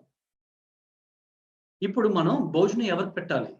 3 పూట్ల భోజనం చేస్తున్న వాడికి భోజనం పెట్టాలా, భోజనం అసలు లేని వాడికి భోజనం పెట్టాలా? కదా, మనకి సివిక్ సెన్స్ చెప్తుంది భోజనం లేని వాడికి ఫస్ట్ మనం ఇంపార్టెన్స్ ఇవ్వాలి. ఇక్కడ మనం అర్థం చేసుకోవాల్సింది ఏంటంటే, బయట నుంచి ఎప్పుడైనా మన యాంటీ ఆక్సిడెంట్స్ తీసుకున్నా, ఆ సో కాల్డ్ చూసారా lot of antioxidants, vitamin A, C, proteins and minerals and lot of things ఏదైతే తీసుకుంటామో అది అన్ని సెల్ కి ఒకేలాగా యాంటీ ఆక్సిడెంట్ ని అది పవర్ షేర్ చేస్తుంది. అంటే ఇప్పుడు నేను వెళ్ళి ఒక ఊర్లో ఏం చేస్తున్నట్టు అందరికి ఈక్వల్ గా నేను ఫుడ్ పనిచేస్తున్నట్టు, కానీ జస్టిఫికేషన్ లేదు కదా. కానీ H2 మాలిక్యూల్ ఏం చేస్తుందంటే ఎక్కడైతే నెసెసిటీ ఉంటుందో అక్కడికి వెళ్ళి దాన్ని మాత్రమే అడ్రస్ చేస్తుంది. అప్పుడు ఏం చేస్తుందంటే ఎక్కడైనా ఒక దగ్గర సెల్ దగ్గర డ్యామేజ్ జరుగుతూ ఉంటే ఆ సెల్ దగ్గరికి వెళ్ళి ఆ సెల్ కి మాత్రమే హెల్ప్ చేస్తుంది. మిగతా హెల్తీగా ఉన్న సెల్స్ ని అది ఏమీ డిస్టర్బ్ చేయదు. That is how this is a very smart one. That's what we call analyst. ఏం చెప్తుంది అంటే చూద్దాం, జర్నల్స్ ఏం చెప్తున్నాయంటే importantly hydrogen only activates NRF2 pathway. గమనించండి, only activates NRF2 pathway where there is an insult. ఎక్కడైతే problem toxin injury వస్తుందో దాన్ని మాత్రమే అడ్రస్ చేస్తుంది, as opposed to constituently acting as a promoter which could be harmful. అందరికి వెళ్ళి ఏమి అది హెల్ప్ చేయదు. That's why we have to be so thankful to H2. 4వది రెగ్యులేటర్. మనకు తెలుసు cell is made up of proteins అని. ఎక్కడైనా సెల్ డ్యామేజ్ అవుతుంది అంటే, చనిపోతుంది అంటే ఎక్కడో ప్రోటీన్ కంటెంట్ తగ్గుతున్నట్టు. ఇది వెళ్ళి ఆ ప్రోటీన్ లెవెల్స్ ని రెగ్యులేట్ చేస్తుంది. అంటే గుడ్ స్టఫ్ ని అది ప్రమోట్ చేస్తుంది, బ్యాడ్ స్టఫ్ ని తగ్గిస్తుంది. That's what exactly the regulator do. That's why we have to thanks to H2. ఏం చెప్తుంది చూడండి. These studies all point to the notion that hydrogen molecules modulates intracellular signal transduction systems and regulates the downstream gene expressions and mitigate this disease process. ఎక్కడైతే problem వస్తుందో అక్కడ మాత్రమే regulate చేస్తుంది. అంటే మీరు యాంటీ ఆక్సిడెంట్స్ ఎక్కువ డెవలప్ అవ్వాలని అక్కడికి వెళ్ళి ఆ ఇన్ఫర్మేషన్ సిగ్నల్ H2 గ్యాస్ ఇస్తుంది. So we have to be so thankful to the H2. And the last one, tutor. ఒక స్టూడెంట్ కి ట్యూషన్ కి ఎందుకు వెళ్తాడు అంటే ఎక్కడ పెర్ఫార్మెన్స్ ఓవరాల్ గా లేదు. సపోజ్ మ్యాథమెటిక్స్ లో తక్కువ మార్కులు వస్తే ఒక మ్యాథమెటిక్స్ టీచర్ దగ్గర తీసుకెళ్తాం, వాడి వీక్నెసెస్ ఐడెంటిఫై చేస్తారు, మనం చెప్తుంటాం. ఇది కూడా అంతే, ఇది ట్యూటర్ గా యాక్ట్ చేస్తుంది. అంటే ఇది ఒక సెల్ దగ్గరికి వెళ్తుంది, బాగున్నావా, ఏదైనా హెల్ప్ చేయనా. ఇప్పుడు ఆ సెల్ కి కొంచెం అరగెంట్ అనుకోండి, కొంతమంది చూడండి మనది వాలంటరీగా మన దగ్గరికి వచ్చి హెల్ప్ చేస్తానంటే, ఏదైనా సజెషన్ ఇస్తే మాకు తెలుసులే, మేము చూసుకోగలమే, ఎలాగైతే అంటాము, ఆ సెల్ కూడా యాక్టివ్గా ఉందనుకోండి, అదే ఇన్ఫర్మేషన్ సిగ్నల్ యాక్టివేషన్కి వస్తుంది, H2కి వస్తుంది, మాకేం అవసరం లేదని. అదే పెద్ద హర్ట్ అయిపోదు, అదే ఫీలింగ్స్ ఏం తీసుకోదు, ఎమోషన్స్. సరే నీకు అవసరం లేదు కదా, పక్క సెల్కి వెళ్తుందండి. ఆ పక్క సెల్కి వెళ్ళి చూస్తుంది, బాగున్నావా, నీకు ఏమైనా హెల్ప్ చేయనా అంటే వీక్నెసెస్ ఐడెంటిఫై చేసి మీకు ఇన్ఫర్మేషన్ ఇస్తూ ఉంటుంది, అంటే హెల్ప్ చేస్తూ మొదలు పెడుతుంది. దట్ ఈస్ హౌ ట్యూటర్ గా యాక్ట్ అవుతుంది. It identify where exactly the problem is, ఆ ప్రాబ్లమ్ మాత్రమే ఐడెంటిఫై చేస్తుంది. ఫర్ ఎగ్జాంపుల్ మనకి ఏమంటాము, ఏజింగ్, తర్వాత సెల్యులర్ మెటబాలిజమ్స్, అంటే మనకి ఉన్న ప్రాబ్లం ఏంటంటే ఆక్సిడేటివ్ స్ట్రెస్. ఇవన్నిటిని జనరల్ గా మన ఎదుగుదలకి ఆటంకాలు కదా, సెల్యులర్ మెటబాలిజం ప్రాబ్లం ఉన్న, ఏజింగ్ ఉన్న, ఓకే, ఆక్సిడేటివ్ స్ట్రెస్ ఉన్న. సో అలాంటి వాటిని ఓవర్కమ్ చేయాలి అంటే ఈ H2 వెళ్ళి హెల్ప్ చేస్తుంది, ఎక్స్ప్రెస్ చేస్తుంది, బాబు నువ్వు ఇంకా బెటర్ గా వర్క్ చేస్తే నువ్వు ఇంకా హెల్తీగా ఉంటావు అని ట్యూటర్ చెప్తూ ఉంటుంది, హెల్ప్ చేస్తూ ఉంటుంది. అయితే మీకు బాగా గమనించవచ్చు, ఇక్కడ నేను ఒక ఎగ్జాంపుల్ తీసుకున్నాను, especially with sugar patients, diabetic. In conclusion, supplementation with H2 rich water seems to decrease the serum levels and ApoB levels, improve dyslipidemia and injured HDL functions, reduced oxidative stress, and it may have beneficial role in the prevention of potential metabolic syndrome. అందుకు మనం అందరూ H2కి thanks చెప్పాల్సి ఉంటుంది. అయితే ఎలాగో వచ్చింది H2 అనే research చూస్తే మనకి రైట్ నుంచి లెఫ్ట్ కి వచ్చింది. ఫస్ట్ అగ్రికల్చర్ మీద అప్లికేషన్స్ పెట్టారు, ఆ తర్వాత వెటర్నరీ యానిమల్స్ మీద ప్రయోగించారు, ఆ తర్వాత మనం ఏదైతే హాస్పిటల్స్ లో మనం కంగన్ ఇన్స్టాల్ చేశారని చెప్తామో, హెల్త్ మీద పెట్టాము, దేర్ ఫాలో ద బ్యూటీ. ఇప్పుడు మనం వెల్నెస్ అండ్ స్పాస్ లో వాడుతున్నాము, హైడ్రోజన్ ఫర్ స్పోర్ట్స్ లో వాడుతున్నాము. ఎన్ని అప్లికేషన్స్ మనకు అన్ని ఉన్నాయి. ఇది నేను జస్ట్ లైక్ దట్ చెప్పట్లేదు, వీ హ్యావ్ 1000 థింగ్స్. మీరు అందరూ నేను ఇచ్చే బెస్ట్ సజెషన్ ఏంటి అంటే మాలిక్యులర్ హైడ్రోజన్ ఇన్స్టిట్యూట్. ఈ ఇన్స్టిట్యూట్ ఒక్కసారి మీరు ఈ వెబ్సైట్ ని చెక్ చేయండి, దాంట్లో హైడ్రోజన్ సంబంధించిన ఇన్ఫర్మేషన్, బేసిక్ ఇన్ఫర్మేషన్ అంత MHA లో ఉంటుంది. ఆ ఇన్ఫర్మేషన్ మీకు తీసుకుంటే ఈ టెర్మినాలజీస్ పట్టుకొని ఎప్పుడైతే మీరు జర్నల్స్ వెళ్తారో, పబ్మెడ్, మీరు బాగా గమనించండి, నేను డాక్టర్స్ ఈ పాయింట్ వాడారు, doctor Dilip has use this word PubMed. ఈ పర్టికులర్ ఇన్ఫర్మేషన్ జర్నల్స్ అని ఇందులో ఉంటాయి. అలాగే European institute of molecular hydrogen therapy కానీ, ACS పబ్లికేషన్స్ కానీ, అండ్ ఈవెన్ ద రిఫరెన్సెస్, నేను తీసుకున్న సో కాల్డ్ జర్నల్స్ అన్ని దీనికి సంబంధించిన references. National centre for biotechnological information, this is from US. Majority of all the things ఏదైతే వరల్డ్ ని మొత్తం అడ్రస్ చేస్తుంది ఈ NCBA, అలాగే అమెరికన్ ఫిజికల్ సొసైటీ కానీ, నేచర్ మెడిసిన్ కానీ, జామాన్ కానీ. సో ఇన్ని రిఫరెన్సెస్. ఇదంతా నేను చెప్పే ఉద్దేశం ఏంటంటే, ఫస్ట్ చాప్టర్ కానీ, సెకండ్ చాప్టర్ కానీ, థర్డ్ చాప్టర్ అని నేను చెప్పే ఉద్దేశం ఏంటంటే, వెంటనే అర్థమైపోతుంది అని కాదు. ఎప్పుడైనా ఒక గెస్ట్ దగ్గర మనం వెళ్తున్నప్పుడు డెమో చెప్పిన తర్వాత వాళ్ళు ఎప్పుడైనా ఒక క్వశ్చన్ అడిగితే నా దగ్గర ఆన్సర్ లేదు అని అన్ఆన్సర్డ్ గా వెనక్కి వచ్చేయకూడదు అని చెప్పే ప్రయత్నం. చాలా సార్లు చాలా క్వశ్చన్స్ వస్తాయి, మళ్ళీ మనకు ఒక రిఫరెన్స్ మెటీరియల్ ఉండాలి. ప్రతిసారి గూగుల్ వెతికితే Google just gives the information, authentication అది మనకు తెలియదు. అయితే ఈ references of chapter 1, chapter 2, chapter 3 are the most standard what accepted by the scientific fraternity. కాబట్టి ఇది రిఫరెన్స్ గా ఉంచుకుంటాము. ఎప్పుడైనా సరే మనకి క్వశ్చన్ వచ్చినప్పుడు again you go back to the things. అంటే సింపుల్ అండి, భగవద్గీత ఓపెన్ చేసిన వెంటనే శ్లోకాలు వెంటనే అర్థం అవుతాయి. ఆ శ్లోకాలు తాత్పర్యం అర్థం చేసుకొని మళ్ళీ శ్లోకం చదివితే మనకు అర్థం చేసుకునే కెపాసిటీ పెరుగుతుంది. Same I want to make it. అంటే ఈ సో కాల్డ్ మెడికల్ టర్మ్స్ ని ఇంట్రొడ్యూస్ చేసే ఉద్దేశం నాది. సైంటిఫిక్ టర్మ్స్, ఈ టర్మ్స్ ఎప్పుడైతే మనకి అర్థం అవుతుంటాయో ఫ్యూచర్ లో ఎప్పుడైనా డాక్టర్స్ మాట్లాడినా, ఫర్ ఎగ్జాంపుల్ నిన్న డాక్టర్స్ మాట్లాడుతున్నప్పుడు వాళ్ళు ఫ్రీ రాడికల్స్ కోసం చాలా మాట్లాడుతున్నారు. దట్ ఈస్ హౌ ఈ బేస్ అంతా ఉంటుంది. నెక్స్ట్ వచ్చి ఏ సెషన్స్ లో అయినా సరే you have got a clarity ఏం జరుగుతుంది అనేది. ఓకే, ఇప్పుడు చెప్పండి, H2 గ్యాస్ తీసుకోవాలా వద్దా? How fortunate with all the people. I thank Mr. Oshiro, I thank Mr. and all the energy company, and I thank my brother who have introduced it to with Energy MVVS and Raju. I thank Chandrabose Garu with having lots and lots of discussions every time technically. I thank the Shastri brothers for initiating for all this good platform, and I'm very much thankful to the IICT one, GVN Raj Garu, and thankful to each and every people who have got greater patience in learning this much amount of information. Sir, మీరు decision తీసుకుంటే మిమ్మల్ని నమ్ముకున్న మీ పిల్లలు కానీ, మీ భార్య కానీ, తల్లిదండ్రులు కానీ, మిమ్మల్ని నమ్ముకున్న మీ ఫ్రెండ్స్ కానీ, సొసైటీ కానీ ఇంపాక్ట్ చేస్తే ఓవరాల్ గా ఇండియా హెల్దీగా అవుతుంది. ఆ డెసిషన్ మీదే. చాలా అంటే సగౌరవంగా మీరు వెళ్ళి మాట్లాడచ్చండి. ఇప్పుడు దాకా ఇది ఏమవుతుందో డాక్టర్స్ మాట్లాడితే ఏమంటారు అనుకోవచ్చు, కానీ సగర్వంగా తల ఎత్తి మీరు ఇన్ఫర్మేషన్ చెప్పడం మొదలు పెట్టండి.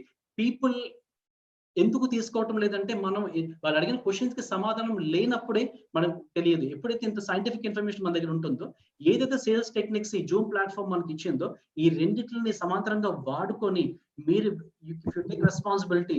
మన అందరి వల్ల మనలాంటి కొన్ని థౌజండ్స్ ఆఫ్ డిస్ట్రిబ్యూటర్స్, లీడర్స్ ఎప్పుడైతే వస్తారో, we can make this particular our nation healthy అండి.